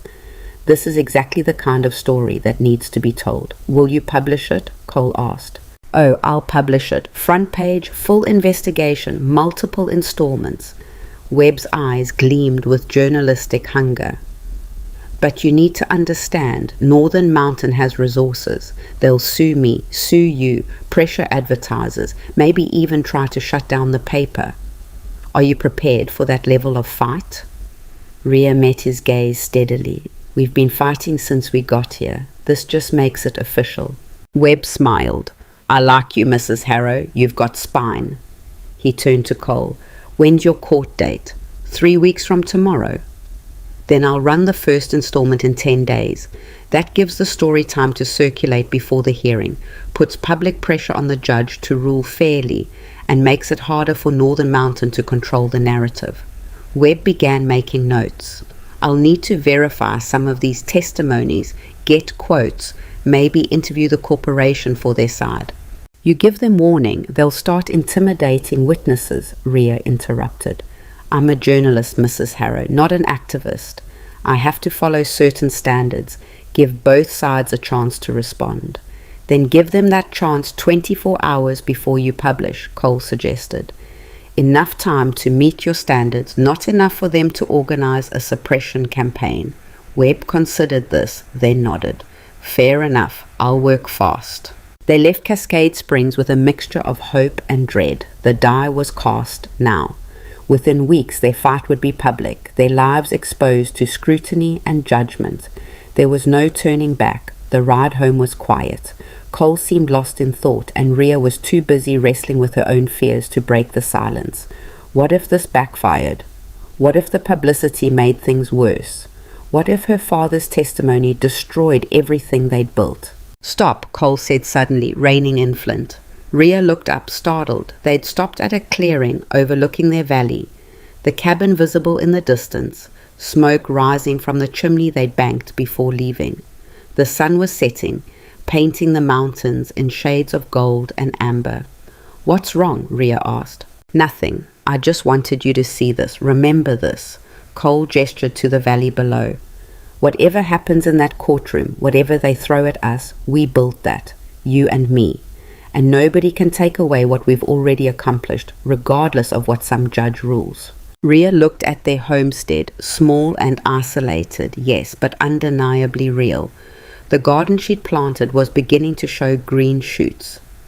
The chicken coop Cole had expanded stood sturdy against the wind. The cabin that had seemed so stark and lonely 4 months ago now looked like exactly what it was. Home. I'm scared, she admitted quietly. I'm scared of losing this, of going back to being nothing. Cole reached over and took her hand, his grip warm and solid. You were never nothing. You were just surrounded by people too blind to see your worth. But I see it. Jesse sees it. Daniel, Tucker, every person we've talked to these past weeks, they all see it. You're the one who organized this defense, Rhea. You're the reason we have any chance at all. Tears burned behind Rhea's eyes. I stood on that platform 4 months ago and thought my life was over. Thought I'd never be anything but the daughter nobody wanted. And now? Now I'm terrified I'll lose the life I've built, which means I have something worth losing. That's progress, I suppose. Cole smiled, the expression transforming his scarred face into something almost handsome. That's more than progress. That's revolution. They sat there as the sun finished setting, hands linked, watching their valley sink into twilight. Then they rode home together, ready to face whatever came next. The newspaper article hit Cascade Springs like a bomb 10 days later. Marcus Webb had outdone himself, crafting a narrative that was both factual and emotionally compelling. The headline read, Corporate Giants versus Frontier Families, the Battle for Mountain Territory. Beneath it, a detailed investigation into Northern Mountain Holdings' land acquisition tactics, complete with testimony from displaced homesteaders, documentation of suspicious court rulings, and pointed questions about the relationship between corporate money and territorial politics. The second installment, published 3 days later, focused specifically on Cole and Rhea's claim, presenting them as emblematic of the larger struggle. Webb had interviewed people in Coldwater Ridge, gathered details about the auction, traced Cole's improvements over 3 years, and painted a portrait of two people fighting to build something legitimate against overwhelming odds. The response was immediate and explosive. Supportive letters poured into the newspaper office. Other territorial papers picked up the story. A territorial representative announced an investigation into land claim challenges across the region. Public opinion, always sympathetic to the underdog, swung heavily in favor of the homesteaders. Northern Mountain Holdings responded with fury. They issued press releases calling the reporting biased and irresponsible. They threatened lawsuits. They pressured advertisers. But the damage was done. Public attention was now focused on their practices, and any move they made would be scrutinized. 3 days before the court hearing, a letter arrived at the homestead, delivered by a grim-faced courier. Cole opened it while Rhea watched, her heart pounding. His face darkened as he read. They've filed additional challenges. They're calling into question not just the improvements but the validity of our marriage itself. They're arguing it was a financial transaction rather than a genuine union, and therefore doesn't qualify me for married settler status. Based on what evidence? Based on your father's deposition. Cole's voice was tight with controlled anger. He's testified that the marriage was arranged to settle his debts, that you had no choice, that it's a sham designed to defraud the homestead claim process. Rhea felt her world tilt. Her father had done it. He'd sold her twice, once on that platform, and now again in a legal document that could destroy everything. What do we do? She asked, her voice barely above a whisper. Cole set down the letter and took both her hands. We tell the truth. Yes, money changed hands. Yes, it started as practicality. But we've built a real partnership, a real life. That's not fraud. That's survival transforming into something more. Will the court see it that way? I don't know, but we're going to make them try. Cole pulled her closer, his forehead resting against hers. Rhea, I need you to hear this. Whatever happens in that courtroom, whatever they rule, you are not nothing. You are not unwanted. You are fierce and capable and exactly the partner I needed, even if I didn't know it when I walked into that saloon. Rhea closed her eyes, letting his words sink in. Cole, let me finish. I've been alone a long time. I thought I preferred it that way. But you've shown me that partnership isn't weakness, that letting someone in doesn't mean losing yourself. I don't know what to call what we have. It's not conventional romance, but it's real. and I'll fight for it with everything I have." When Rhea opened her eyes, she found Cole looking at her with an intensity that took her breath away. In that moment, she realized the truth she'd been dancing around for weeks. "I don't want to lose this either," she said. "I don't want to lose you. This started as survival, but it's become more. You're my partner, yes, but you're also my friend. Maybe the first real friend I've ever had." Cole smiled, sad and warm at once. "Then we go into that courtroom tomorrow as friends, as partners, and as people who've earned the right to their own land. And we make them understand that our marriage is as real as any other, just built on honesty instead of lies."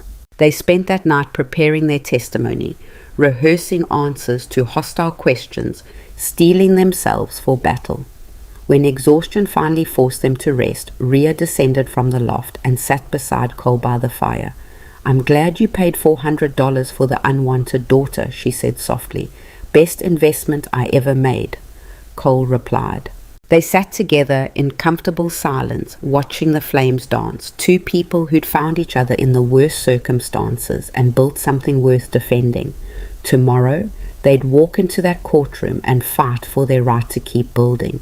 But tonight, they simply sat together, drawing strength from the partnership they'd forged in the harsh mountain wilderness, ready to face whatever judgment awaited them. The courthouse in Cascade Springs was packed beyond capacity when Rhea and Cole arrived at 8 in the morning.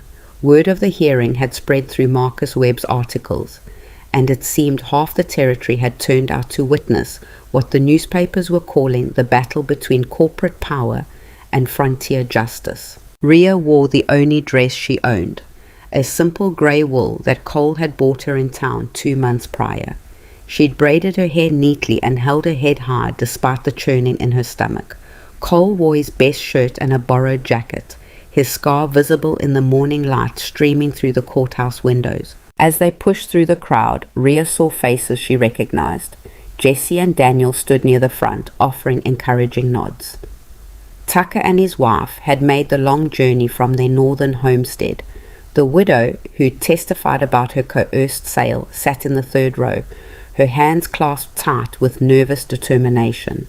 Even some of the townspeople from Coldwater Ridge had come, though whether as supporters or spectators hungry for scandal, Rhea couldn't tell. Then she saw her father.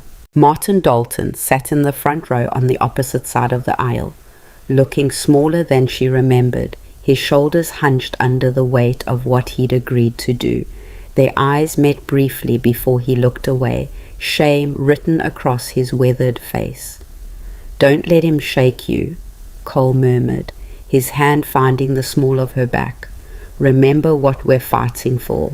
They took their seats at the defendant's table, just as Byron Caldwell entered with an entourage of 3 lawyers, all dressed in expensive suits that cost more than most homesteaders earned in a year.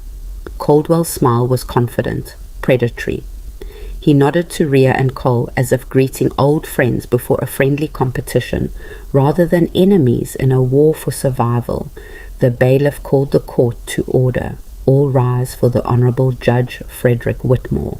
The crowd stood as an older man in black robes entered and took his seat behind the bench. Judge Whitmore was perhaps 65 with silver hair and the kind of face that revealed nothing. Rhea had no idea whether he was one of the judges Northern Mountain had allegedly bought, or one of the rare honest ones. They'd find out soon enough. "Be seated," Whitmore said, his voice carrying authority without volume. "We're here today to hear challenges to homestead claims filed by Northern Mountain Holdings Corporation against Cole Harrow, Jesse Barrett, and Daniel Cross jointly, and Thomas Tucker. Given the public interest in these proceedings, I'll remind everyone present that outbursts will not be tolerated. This is a court of law, not a theater." He shuffled papers on his desk. "We'll begin with the Harrow claim, as it's been designated the test case. Mr. Caldwell, present your challenge." Caldwell stood, buttoning his jacket with practiced ease. "Thank you, Your Honor. Northern Mountain Holdings challenges the Harrow claim on 3 grounds. First, that the improvements claimed are insufficient to demonstrate genuine settlement under the Homestead Act. Second, that Mr. Harrow has failed to demonstrate continuous residence as required by law. And third, that his recent marriage is a fraudulent arrangement designed solely to strengthen an otherwise invalid claim. Whispers rippled through the courtroom. Judge Whitmore rapped his gavel once. Silence. Continue, Mr. Caldwell. The evidence will show that Mr. Harrow is a transient individual with a history of vagrancy, that his so-called improvements are minimal and temporary, and that his marriage to Rhea Dalton was a financial transaction rather than a genuine union. We have documentation, witness testimony, and expert analysis to support all three challenges. Caldwell sat down, his confidence radiating across the courtroom. Judge Whitmore turned to the other side. Mr. Harrow, I understand you're representing yourself. Cole stood. Yes, Your Honor, with my wife's assistance. Unusual, but permissible. Do you wish to make an opening statement? I do. Cole's voice was steady, lacking Caldwell's theatrical polish, but carrying a different kind of authority. The authority of someone speaking plain truth. Your Honor, I've worked the land in question for 3 years. I've built a cabin, a barn, a root cellar, cleared and cultivated 15 acres, established water rights, and created a functioning homestead. I've met every legal requirement for a valid claim. Northern Mountain Holdings wants my land not because my claim is invalid, but because it stands between them and profit. That's not a legal argument. That's greed dressed up in legal language. More whispers. Judge Whitmore studied Cole with interest. You'll have opportunity to present your evidence. Mr. Caldwell, call your first witness. The corporation calls Martin Dalton. Rhea's hands clenched in her lap as her father stood and made his way to the witness stand. He didn't look at her as he was sworn in, his focus fixed on some point in the middle distance, as if he could avoid confronting what he was about to do. Caldwell approached with false sympathy dripping from his voice. Mr. Dalton, this must be difficult for you. Please state your relationship to the defendant. I'm Rhea Dalton's father. Rhea Harrow, I mean. His voice cracked slightly. And can you describe the circumstances under which your daughter came to marry Cole Harrow? Martin's hands twisted in his lap. I owed money. Gambling debts, loans I couldn't repay. The men I owed said I could settle through my daughter's marriages. There was an auction of sorts at the Silver Pine Saloon in Coldwater Ridge.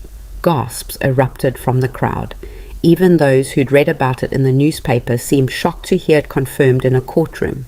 An auction, Caldwell repeated, letting the word hang in the air. You sold your daughters? I arranged marriages to settle my debts, yes. And Mr. Harrow purchased your daughter Rhea for how much? $400. $400, a substantial sum. Would you characterize this as a marriage entered into for love, Mr. Dalton, or as a financial transaction? Martin finally looked at Rhea, his eyes haunted. It was a transaction. Rhea had no choice. She was standing on that platform, unwanted and humiliated, and Cole Harrow paid to take her off my hands. Each word was a knife, but Rhea kept her face impassive. She would not give Caldwell the satisfaction of seeing her break. In your observation, did your daughter and Mr. Harrow have any prior relationship before this transaction? None that I know of. Have you observed them together since the marriage? No, sir. So you have no knowledge of whether they're living as actual husband and wife or merely as business partners? I have no knowledge of that, no. Caldwell nodded as if this confirmed something profound. No further questions, Your Honor. Judge Whitmore looked to Cole. Cross-examination? Cole stood, but Rhea touched his arm. Let me, she whispered. Cole hesitated, then nodded and sat back down. Rhea stood, her legs trembling, but her voice steady as she approached her father. Mr. Dalton, she said, the formality of the name creating distance between them. You testified that I had no choice in this marriage. Is that accurate? Martin blinked, thrown by her presence. You were in debt to me. I had to... Did Cole Harrow drag me out of that saloon? Did he force me to leave with him? Well, no, but... In fact, didn't he offer me a choice? The option to take passage money and go anywhere I wanted, free of obligation. Martin's throat worked. He might have said something like that, I don't recall exactly. You don't recall, Rhea repeated, but I do. Because it was the first time in my life anyone offered me a genuine choice. Not you, Mr. Dalton, not the men bidding on me like livestock. Cole Harrow, a stranger, gave me more respect and autonomy in 5 minutes than you gave me in 24 years. Rhea, Martin's voice broke. You testified this was a financial transaction. You're right about that much. But the transaction was between you and Cole. I was the commodity in your debt settlement. But once Cole paid, he didn't treat me as property. He offered partnership. So let me ask you directly, are you testifying against my marriage because you genuinely believe it's fraudulent, or because Northern Mountain Holdings is paying you to say what they want to hear? Objection! Caldwell surged to his feet. Counsel is badgering the witness and making unfounded accusations. I'm not counsel, Rhea said, turning to the judge. I'm the wife whose marriage is being called a fraud, and I have every right to understand why my own father is helping strangers destroy what I've built. Judge Whitmore studied her for a long moment.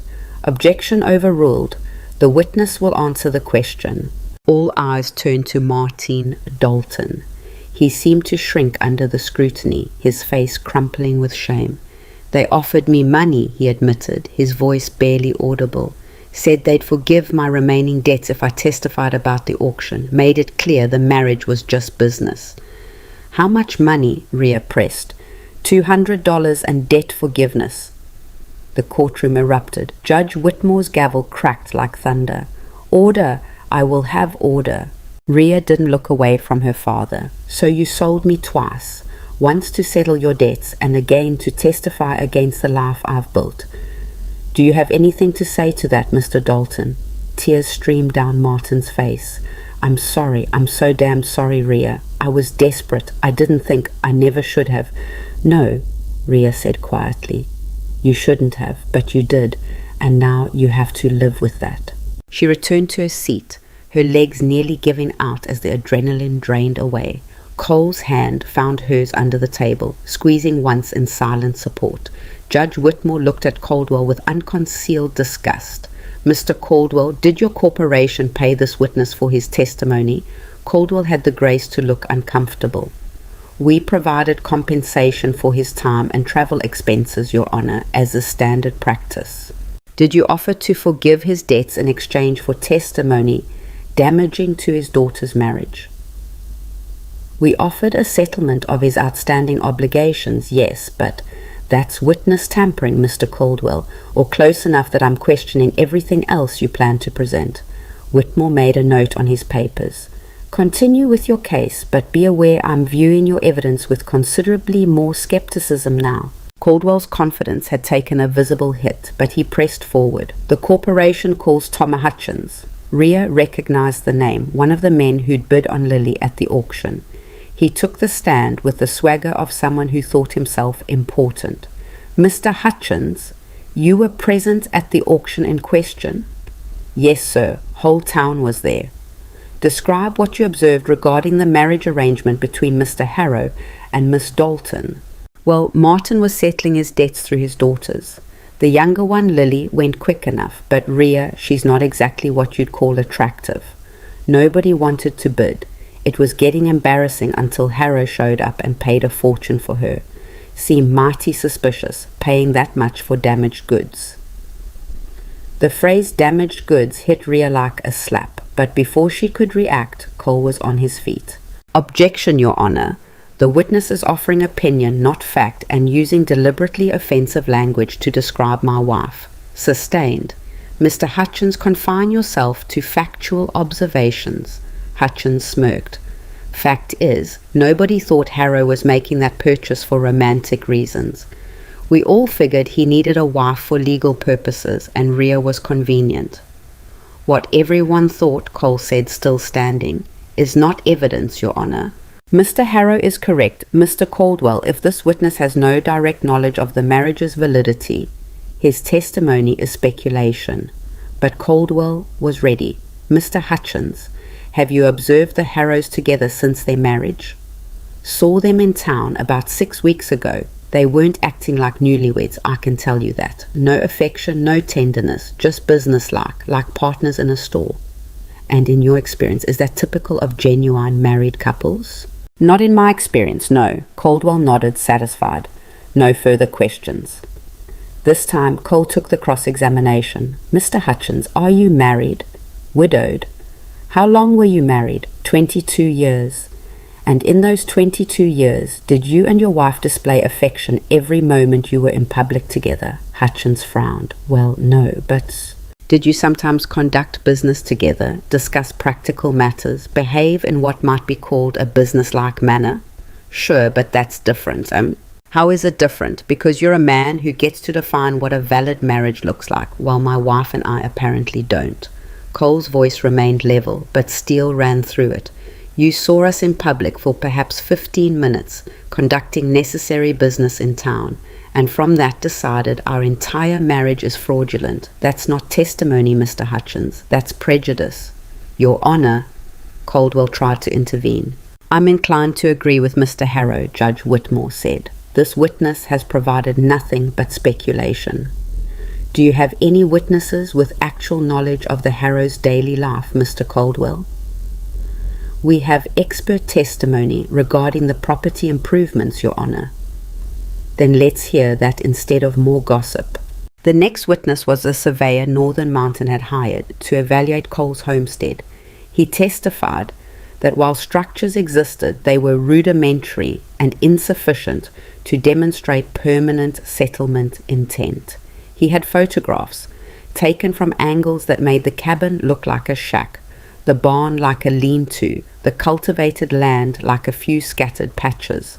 But when Cole cross-examined, pulling out his own photographs taken from fair angles, the difference was stark. The surveyor was forced to admit he'd been instructed to document any deficiencies rather than provide an objective assessment. By midday, 3 more witnesses had testified for Northern Mountain, and all 3 had been revealed as either paid consultants with biased instructions or townspeople with no direct knowledge offering nothing but speculation. Judge Whitmore called a recess for lunch, his expression suggesting his patience with Caldwell's tactics was wearing thin. Outside the courthouse, Jesse and Daniel found Cole and Rhea. You're destroying them, Jesse said, grinning. That thing with your father, that took courage, Rhea. It took necessity, Rhea corrected, but she allowed herself a small smile. We're not finished yet. They still have the argument about insufficient improvements. Then we'll counter it, Cole said. We have our witnesses lined up. We have documentation, and we have the truth. They ate a quick meal at the restaurant across the street, too nervous to taste the food, but needing the energy for the afternoon session. Marcus Webb found them there, his notebook already filled with observations. This is going better than I hoped, he said. The judge seems genuinely offended by their tactics, and the crowd is entirely on your side. The crowd doesn't make the ruling, Cole pointed out. No, but they make public opinion.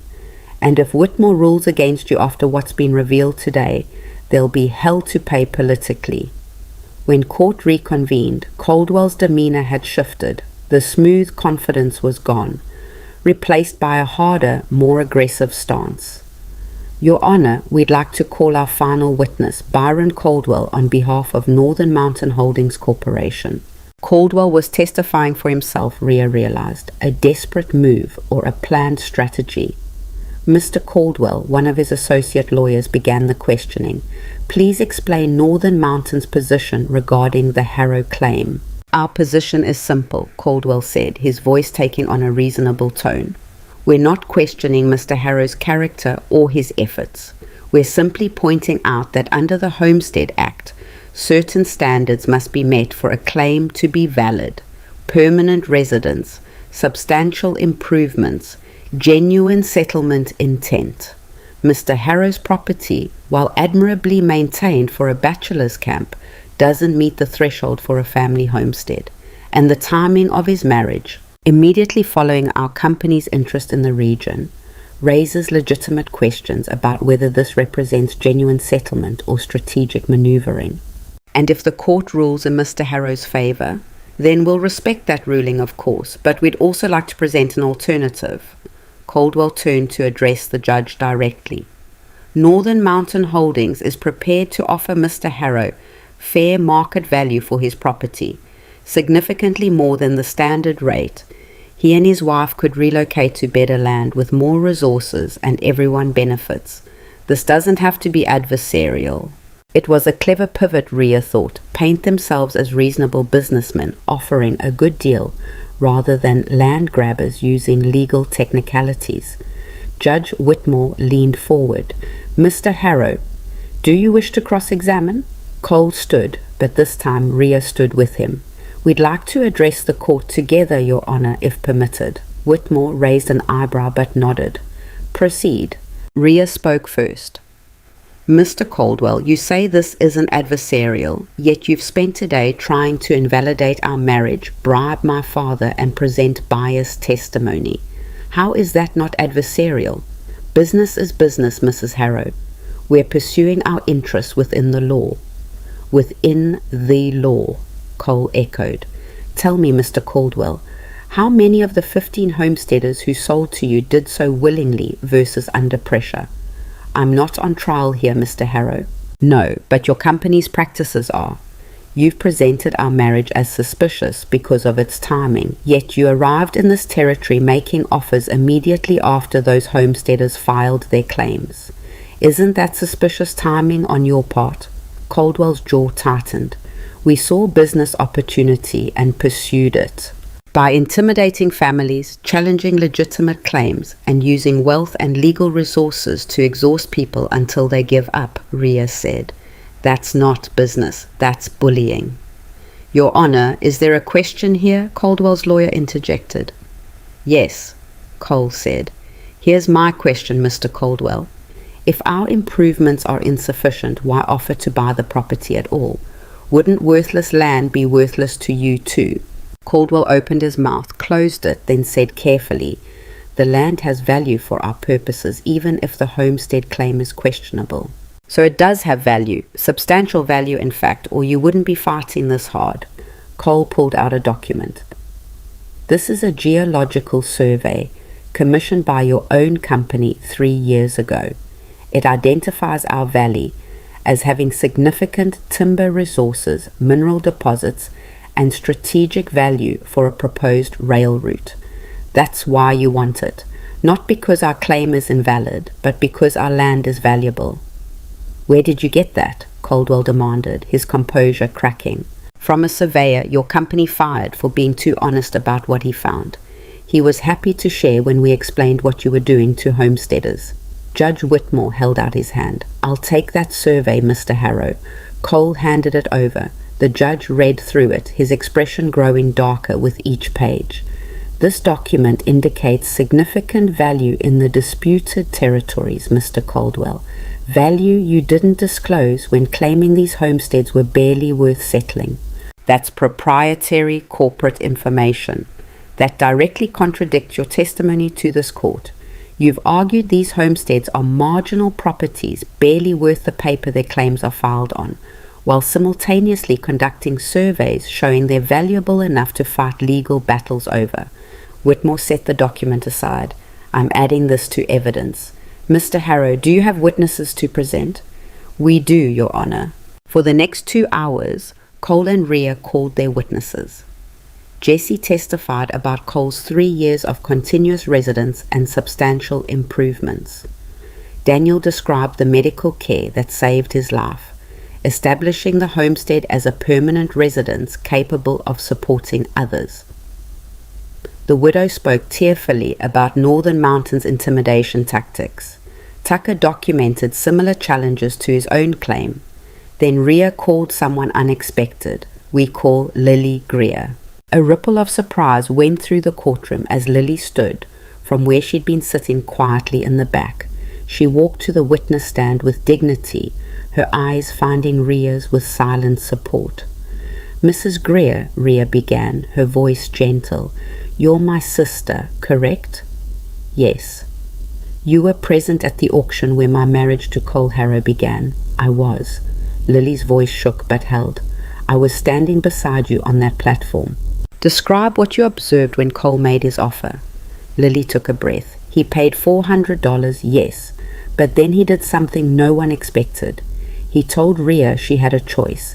He said he'd paid her price, but she could still leave, could take money and go anywhere she wanted. He offered her freedom when everyone else, including our own father, had treated her like property. And how did Rhea respond? She negotiated terms.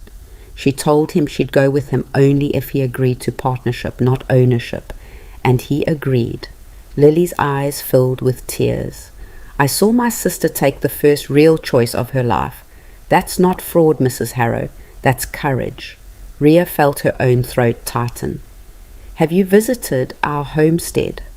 3 times since the marriage. Describe what you observed about our relationship. I saw 2 people who work together, who trust each other, who've built something real from nothing. Maybe it doesn't look like other marriages. Maybe it started from practicality instead of romance. But it's honest and it's genuine and it's the strongest partnership I've ever witnessed. Lily looked directly at Judge Whitmore. My husband brought me too, Your Honor. He treats me kindly, gives me comfort, but sees me as a pretty ornament to his success. Cole Harrow sees Rhea as an equal. If you're going to question whose marriage is more valid, question mine, not theirs. The courtroom sat in stunned silence. Even Caldwell seemed at a loss for how to respond. Judge Whitmore cleared his throat. Thank you, Mrs. Greer. That's very illuminating testimony. Rhea had one final witness. We call Cole Harrow. Cole took the stand, and Rhea positioned herself where she could see both him and the judge. Mr. Harrow, why did you pay $400 for me? $100. Cole met her eyes steadily. Because I recognized something in you that I'd felt in myself. Strength that nobody else was seeing. Worth that the world had tried to deny. I'd been in a similar position once, and someone helped me when they didn't have to. I wanted to pay that forward. Was it a business decision? Initially, yes. I needed help with the homestead, and I needed a legal marriage to strengthen my claim. But I also genuinely wanted to offer you a choice and a chance. And now, 5 months later, is it still just business? Cole was quiet for a long moment, his gaze never leaving hers. No, it's become more. You're not just my legal wife or my business partner. You're the person I trust most in this world, the person I want to build a future with, whatever form that takes. I don't have flowery words for it, but what we have is real. More real than a lot of conventional marriages I've seen. Do you love me, Cole? The question hung in the air. Rhea hadn't planned to ask it, but suddenly it seemed crucial, not for the court, but for herself. Cole's scarred face softened. I love the life we've built together. I love who you are and who you're becoming. I love how you face impossible odds with your chin up and your hands ready for work. If that's not love, it's close enough that the distinction doesn't matter. Tears blurred Rhea's vision. No further questions, Your Honor. Judge Whitmore gave them both a long, assessing look. Mr. Caldwell, any rebuttal? Caldwell stood slowly. He looked at his stack of prepared arguments, at the hostile courtroom, at the judge's stern expression. Then he set the papers down. No rebuttal, Your Honor. The corporation rests its case.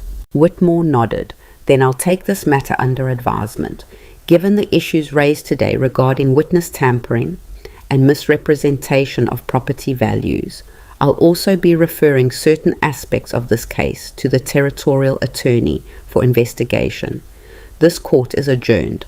I'll issue my ruling within 1 week. The gavel fell and the courtroom erupted into noise. The week that followed the hearing stretched like a knife blade across Rhea's nerves. She and Cole returned to the homestead and threw themselves into work with desperate intensity, as if the physical labor could distract them from the uncertainty hanging over their future. They didn't speak about Cole's testimony, about the words he'd said in that courtroom that had sounded dangerously close to a love confession. Instead, they planted seeds in the newly thawed garden. repaired winter damage to the barn roof, and moved through their days with careful politeness that felt like walking on ice. On the third day, Jessie rode up with news. Territorial Attorney's Office is investigating Northern Mountain Holdings. They're looking into the witness payments, the geological surveys, everything. Marcus Webb's paper is running daily updates. This thing has gotten bigger than any of us expected. But no word from Judge Whitmore, Cole asked. Not yet, but the courthouse clerk told me he's been in his chambers reading through everything, bringing in legal references from the Territorial Library. Whatever he decides, it's going to be thorough.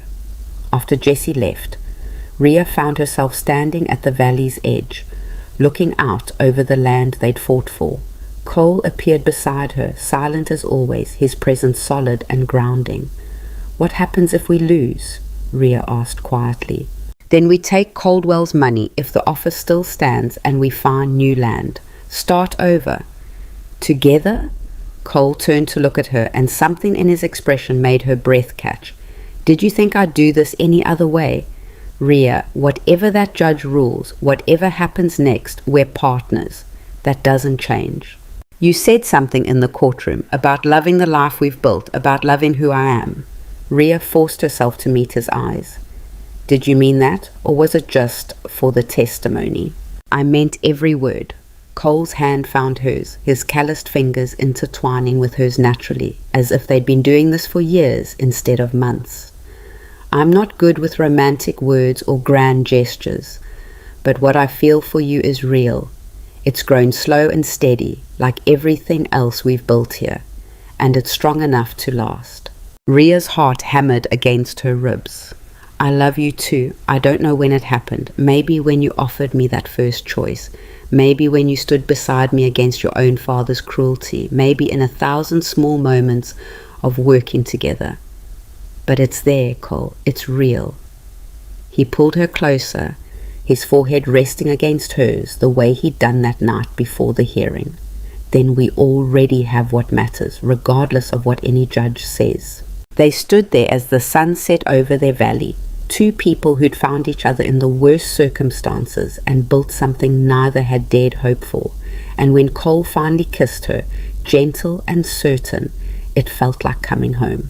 The ruling came on the 7th day. A courier arrived at dawn with an official envelope sealed with the court stamp. Cole and Rhea stood in their cabin, the fire crackling behind them as Cole broke the seal with hands that trembled almost imperceptibly. He read silently, his expression giving nothing away, while Rhea felt her entire future hanging in the balance of whatever words were written on that page. Finally, Cole looked up and his eyes were bright. "We won." Rhea's knees went weak. "What?" "Judge Whitmore ruled in our favor on all counts. The homestead claim is valid, the marriage is legitimate, and he's ordering Northern Mountain Holdings to cease all challenges to our property and the other homesteaders." Cole's voice roughened with emotion. "We won, Rhea. The land is ours." She grabbed the paper from his hands, needing to see the words herself. The ruling was detailed and uncompromising. Judge Whitmore had written a scathing assessment of Northern Mountain's tactics, citing witness tampering, misrepresentation of evidence, and abuse of legal process. He documented every improvement on Cole's property, praised the partnership agreement as evidence of genuine settlement intent, and declared that the marriage, however unconventional its origins, met all legal standards for validity. But there was more.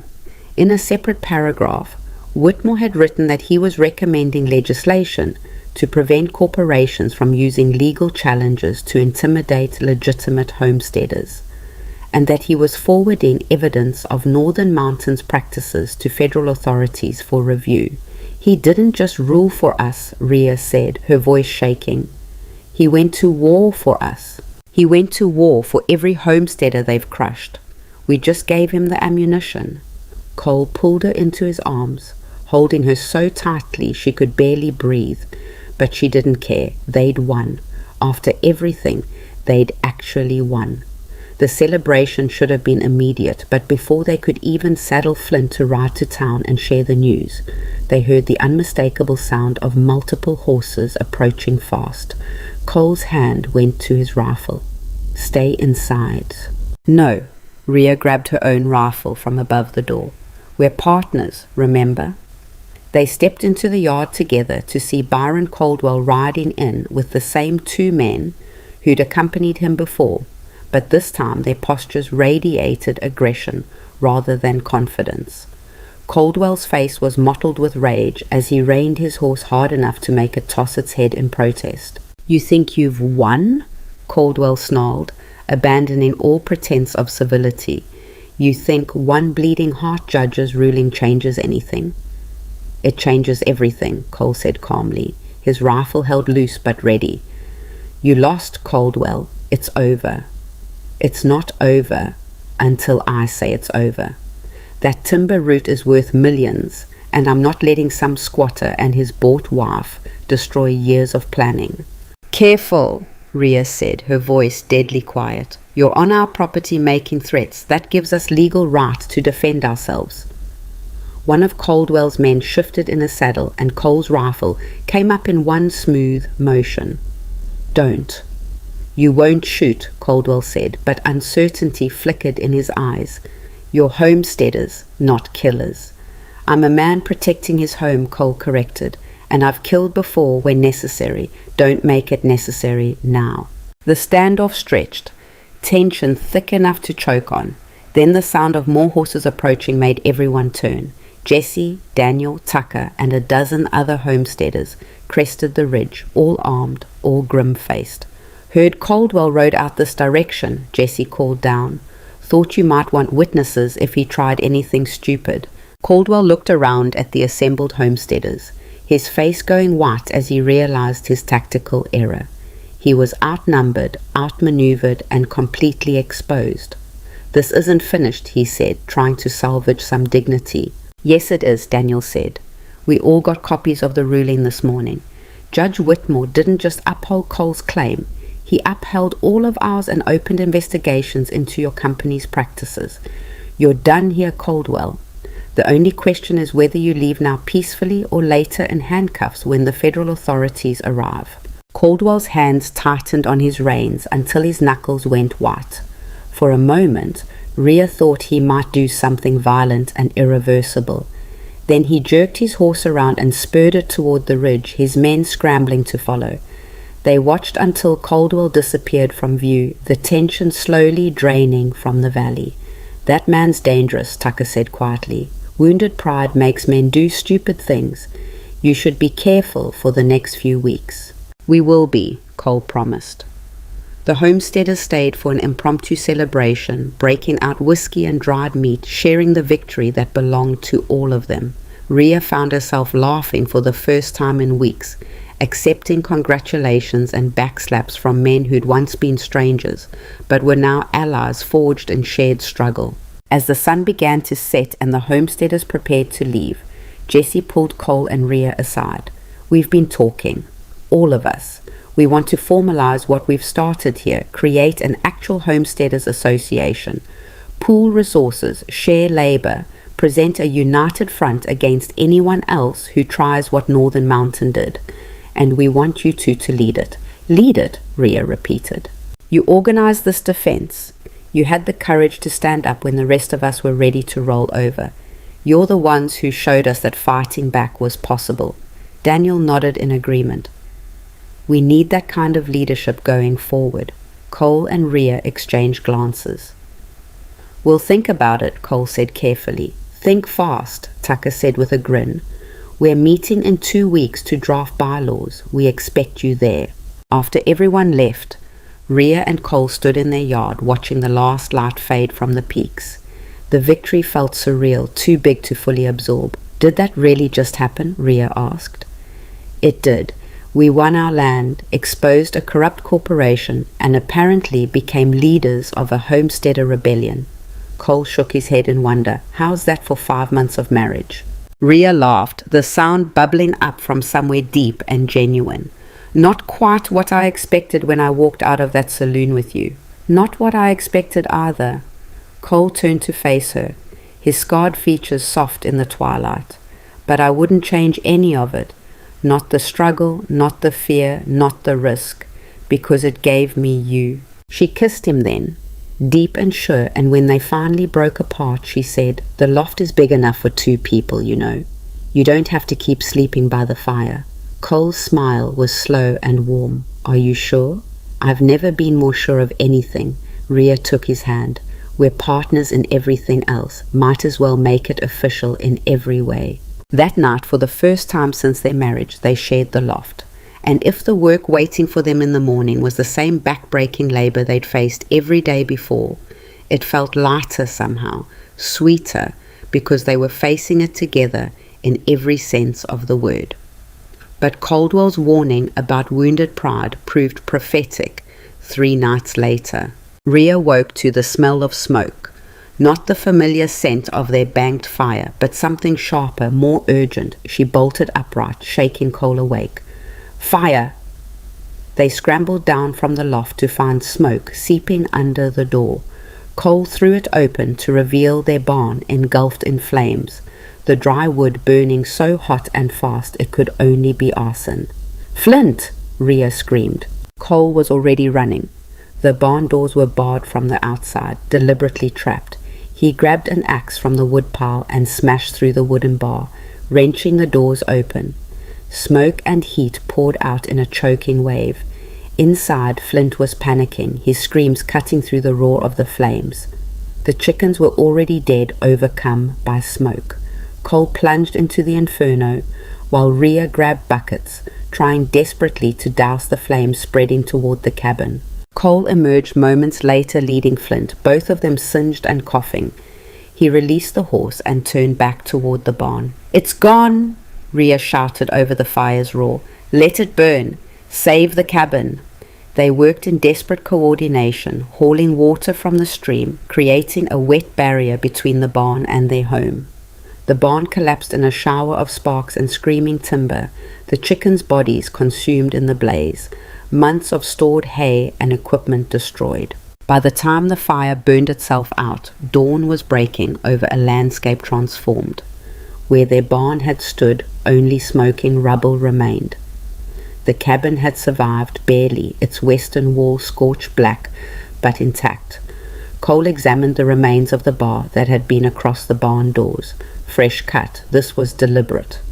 "Caldwell," Rhea said, her voice flat with fury. "Maybe, or someone he hired. Either way, this is attempted murder. If we'd been sleeping in the barn, if the fire had spread to the cabin before we woke..." He didn't finish the sentence. Rhea's hands clenched into fists. "We can't let this stand." "No," Cole agreed. "We can't." They saddled Flint and rode out immediately, not bothering to clean the soot from their faces or change their smoke-damaged clothes. They looked like survivors of a battlefield, which was essentially what they were. The ride to Cascade Springs took 3 hours of hard riding. They went straight to the sheriff's office, where a deputy looked up from his desk and blanched at their appearance. "Our barn was burned last night," Cole said without preamble. "Deliberately, someone barred the doors from outside and set it ablaze while we slept." The sheriff, a competent man named Douglas, came out of his back office. "You're the Harrows, the ones who won against Northern Mountain." "Yes, and we believe this is retaliation." "Can you prove it?" The bar across the doors was fresh cut. The fire burned too hot and fast to be accidental, and Byron Caldwell threatened us 3 days ago in front of a dozen witnesses. Rhea's voice shook with controlled rage. "We lost our barn, our chickens, our stored supplies. If the fire had spread to the cabin, we would have lost our lives." Sheriff Douglas studied them carefully. "I'll investigate, but Caldwell's already left the territory. Got word this morning that he took the train east yesterday. Northern Mountain is pulling out, abandoning their operations here after the judge's ruling and the federal investigation." "Then it was his parting shot," Cole said bitterly. "Maybe, but without proof, without a suspect in custody, there's not much I can do beyond file a report." They left the sheriff's office feeling hollow.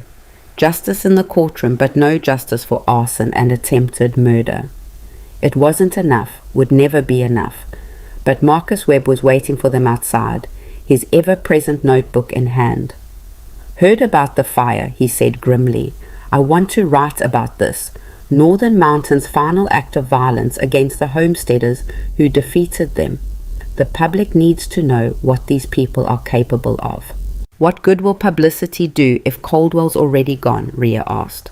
"It'll make sure Northern Mountain Holdings faces consequences even if Caldwell doesn't. It'll document their crimes for history, and it'll warn other homesteaders in other territories about what to watch for." Webb's eyes gleamed with righteous anger. "They may have escaped legal justice for this particular act, but I can make damn sure their reputation is destroyed. That's worth something." It was worth something. Not enough, but something. The article ran the next day, complete with a sketch of the burned barn and detailed testimony from Cole and Rhea. The response was immediate and overwhelming. Donations poured in from across the territory. Lumber, livestock, supplies, money. Homesteaders they'd never met wrote letters of support. A carpenter from Cascade Springs offered to help rebuild for free. Within 2 weeks, they had a new barn rising from the ashes of the old one, larger and better constructed, built by a community that had rallied around the symbol they'd become. Jesse brought 3 chickens from his own flock. Daniel donated a milk cow. Tucker arrived with enough hay to get them through until their own fields could be harvested. The Homesteaders Association that was still being formally organized had already begun functioning. A network of mutual support that transformed survival from an individual struggle into a collective effort. Standing in the yard, watching the new barn take shape, Rhea felt overwhelmed by the generosity, the solidarity, the evidence that their fight had mattered to people far beyond their small valley. "We changed something," she said to Cole, who stood beside her with his arm around her waist. "We didn't just save our own land. We showed people that fighting back is possible." "You showed them that," Cole corrected gently. "You're the one who organized the defense, who stood up in that courtroom, who refused to be silenced. I just gave you the platform." "We did it together," Rhea insisted. "Everything we've accomplished, we've done as partners." Cole pulled her closer. "Then let's keep partnering. Let's build this Homesteaders Association, help other families avoid what we went through. Let's turn this land into something that lasts for generations." "Generations," Rhea repeated, the word carrying weight. "Are you saying what I think you're saying?" "I'm saying I want a future with you, children if you want them, a legacy beyond just survival, a life worth living, not just enduring." His scarred face split into a smile. "Think you can handle that?" Rhea laughed, joy bubbling up, pure and unrestrained. "I think I can handle anything as long as we're handling it together." The summer that followed was the hardest and most rewarding of Rhea's life. The new barn was completed in June, a monument to community resilience. The garden produced abundantly, enough to share with neighboring homesteads and still preserve plenty for winter. The Homesteaders Association formalized with bylaws, elected leadership, Cole and Rhea as co-chairs, and a mission to protect and support frontier families against corporate exploitation. Lily visited twice more, each time staying longer, her own marriage to Jacob Greer slowly evolving into something warmer, if not passionate. Martin Dalton wrote one letter which Rhea read and then burned without responding. Some wounds were too deep for forgiveness, but she found she could release the anger and move forward without it. By autumn, Rhea was pregnant. The realization came one morning as she was working in the garden, a wave of nausea followed by a profound certainty. She told Cole that evening over dinner, watching his face transform from shock to wonder to fierce protectiveness. "A child," he breathed. "We're going to have a child. We're going to have a family," Rhea corrected, "a real one built on choice and partnership and love." They spent the winter preparing for the baby, Cole building a cradle from pine he'd cut and cured himself, Rhea sewing tiny clothes from fabric the homesteaders' wives contributed. The community they'd helped build surrounded them with support, advice, and the kind of practical assistance that made frontier life survivable. In March, as the snow began to melt again and the valley prepared for another growing season, Rhea gave birth to a daughter with her mother's determination and her father's steady eyes. They named her Sarah, after Cole's mother, and Grace, after Rhea's.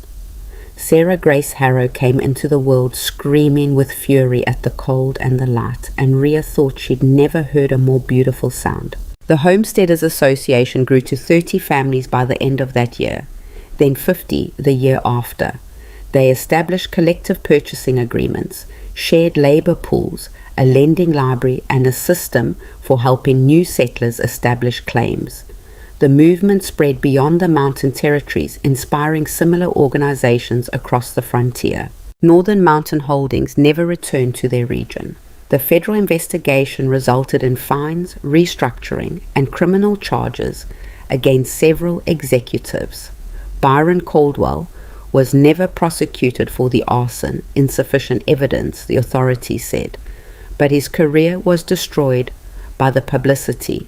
Last Rhea heard, he was working as a clerk in a warehouse in Chicago, his ambitions and arrogance crushed by the homesteaders he'd underestimated. Marcus Webb won a Territorial Journalism Award for his reporting on the case. He wrote a book about it 3 years later, calling it The Homesteaders' War, How Frontier Families Defeated Corporate Land Theft. Cole and Rhea received the first copy with an inscription: "To the couple who showed us all that courage isn't the absence of fear, but the refusal to let fear dictate our choices." 5 years after the night Rhea stood on that auction platform, she stood in the same valley, but in a completely different life. Sarah toddled through the garden, chattering to herself in the way of 3-year-old children everywhere. A son, William, slept in a carrier on Rhea's back, barely 6 months old and already showing signs of his father's quiet temperament. The homestead had expanded dramatically. A second barn housed a growing herd of cattle. The cultivated land stretched over 40 acres now, worked with help from other homesteaders in exchange for Cole's carpentry skills and Rhea's bookkeeping. The cabin had been expanded with 2 additional rooms, and plans were drawn for an even larger house to be built the following summer. But more than the physical improvements, the land carried the weight of community. Every season brought gatherings: planting bees in spring, harvest celebrations in fall, winter festivals where families gathered to share food and stories, and the simple warmth of not being alone in the wilderness. Rhea had become the person the community turned to for advice, mediation, organization. She kept the association's records, coordinated the collective purchasing, and wrote passionate letters to territorial representatives about policies affecting homesteaders. She discovered a talent for advocacy, a voice that carried weight because it came from someone who'd lived the struggles she spoke about. Cole remained the steady center of their life, less public than Rhea, but no less essential. He designed irrigation systems, taught other homesteaders advanced building techniques, and served as the quiet moral compass of their community. People trusted him because he never wasted words and always kept his promises. Together, they'd become exactly what they'd claimed to be in that courtroom 5 years ago. Partners in every sense of the word, building something that would outlast them both. On the evening of their 5th anniversary, after the children were asleep and the day's work finally done, Rhea and Cole sat on the porch Cole had built the previous summer. The valley stretched before them in the golden light of sunset, peaceful and productive and theirs. "Do you ever think about that night?" Rhea asked. "The auction." "Sometimes," Cole admitted, "usually when I'm trying to understand how I got this lucky." "Lucky," Rhea laughed. "You paid $400 for a woman everyone else thought was worthless. Best $400 I ever spent. Got a brilliant partner, a fierce advocate, the love of my life, and a family I never thought I'd have. That's not luck. That's the greatest investment in the history of frontier economics." Rhea leaned into his shoulder, comfortable in the easy affection they developed over years of partnership. "I stood on that platform thinking my life was over, that I'd never be anything but the unwanted daughter. And now Now I'm the woman who helped defeat a corporation, who co-founded a movement, who built a life worth living from absolutely nothing. I'm a wife, a mother, a leader, a friend. She turned to look at him, the scarred stranger who'd given her a choice and changed everything. I'm exactly who I was always capable of being. I just needed someone to see it first. Cole kissed her forehead. I saw a fighter who nobody else was smart enough to recognize. Everything after that was just you becoming who you already were. We became who we are together, Rhea corrected. Neither of us would be here without the other. True partnership, Cole agreed. They sat in comfortable silence as the stars began to appear over the mountains. Sarah cried out from inside, a brief nightmare quickly soothed. William made soft baby noises in his sleep. The valley held them all, this family built from desperation and choice and stubborn determination. Somewhere in Coldwater Ridge, in the saloon where it had all begun, men were probably drinking and gambling and making the same mistakes that had led Martin Dalton to auction his daughters. Somewhere else, other homesteaders were fighting their own battles against corporations and nature and the endless struggle to survive. But here, in this valley carved out of wilderness and defended against those who would take it, Rhea Harrow had found something she'd never dared hope for on that terrible night 5 years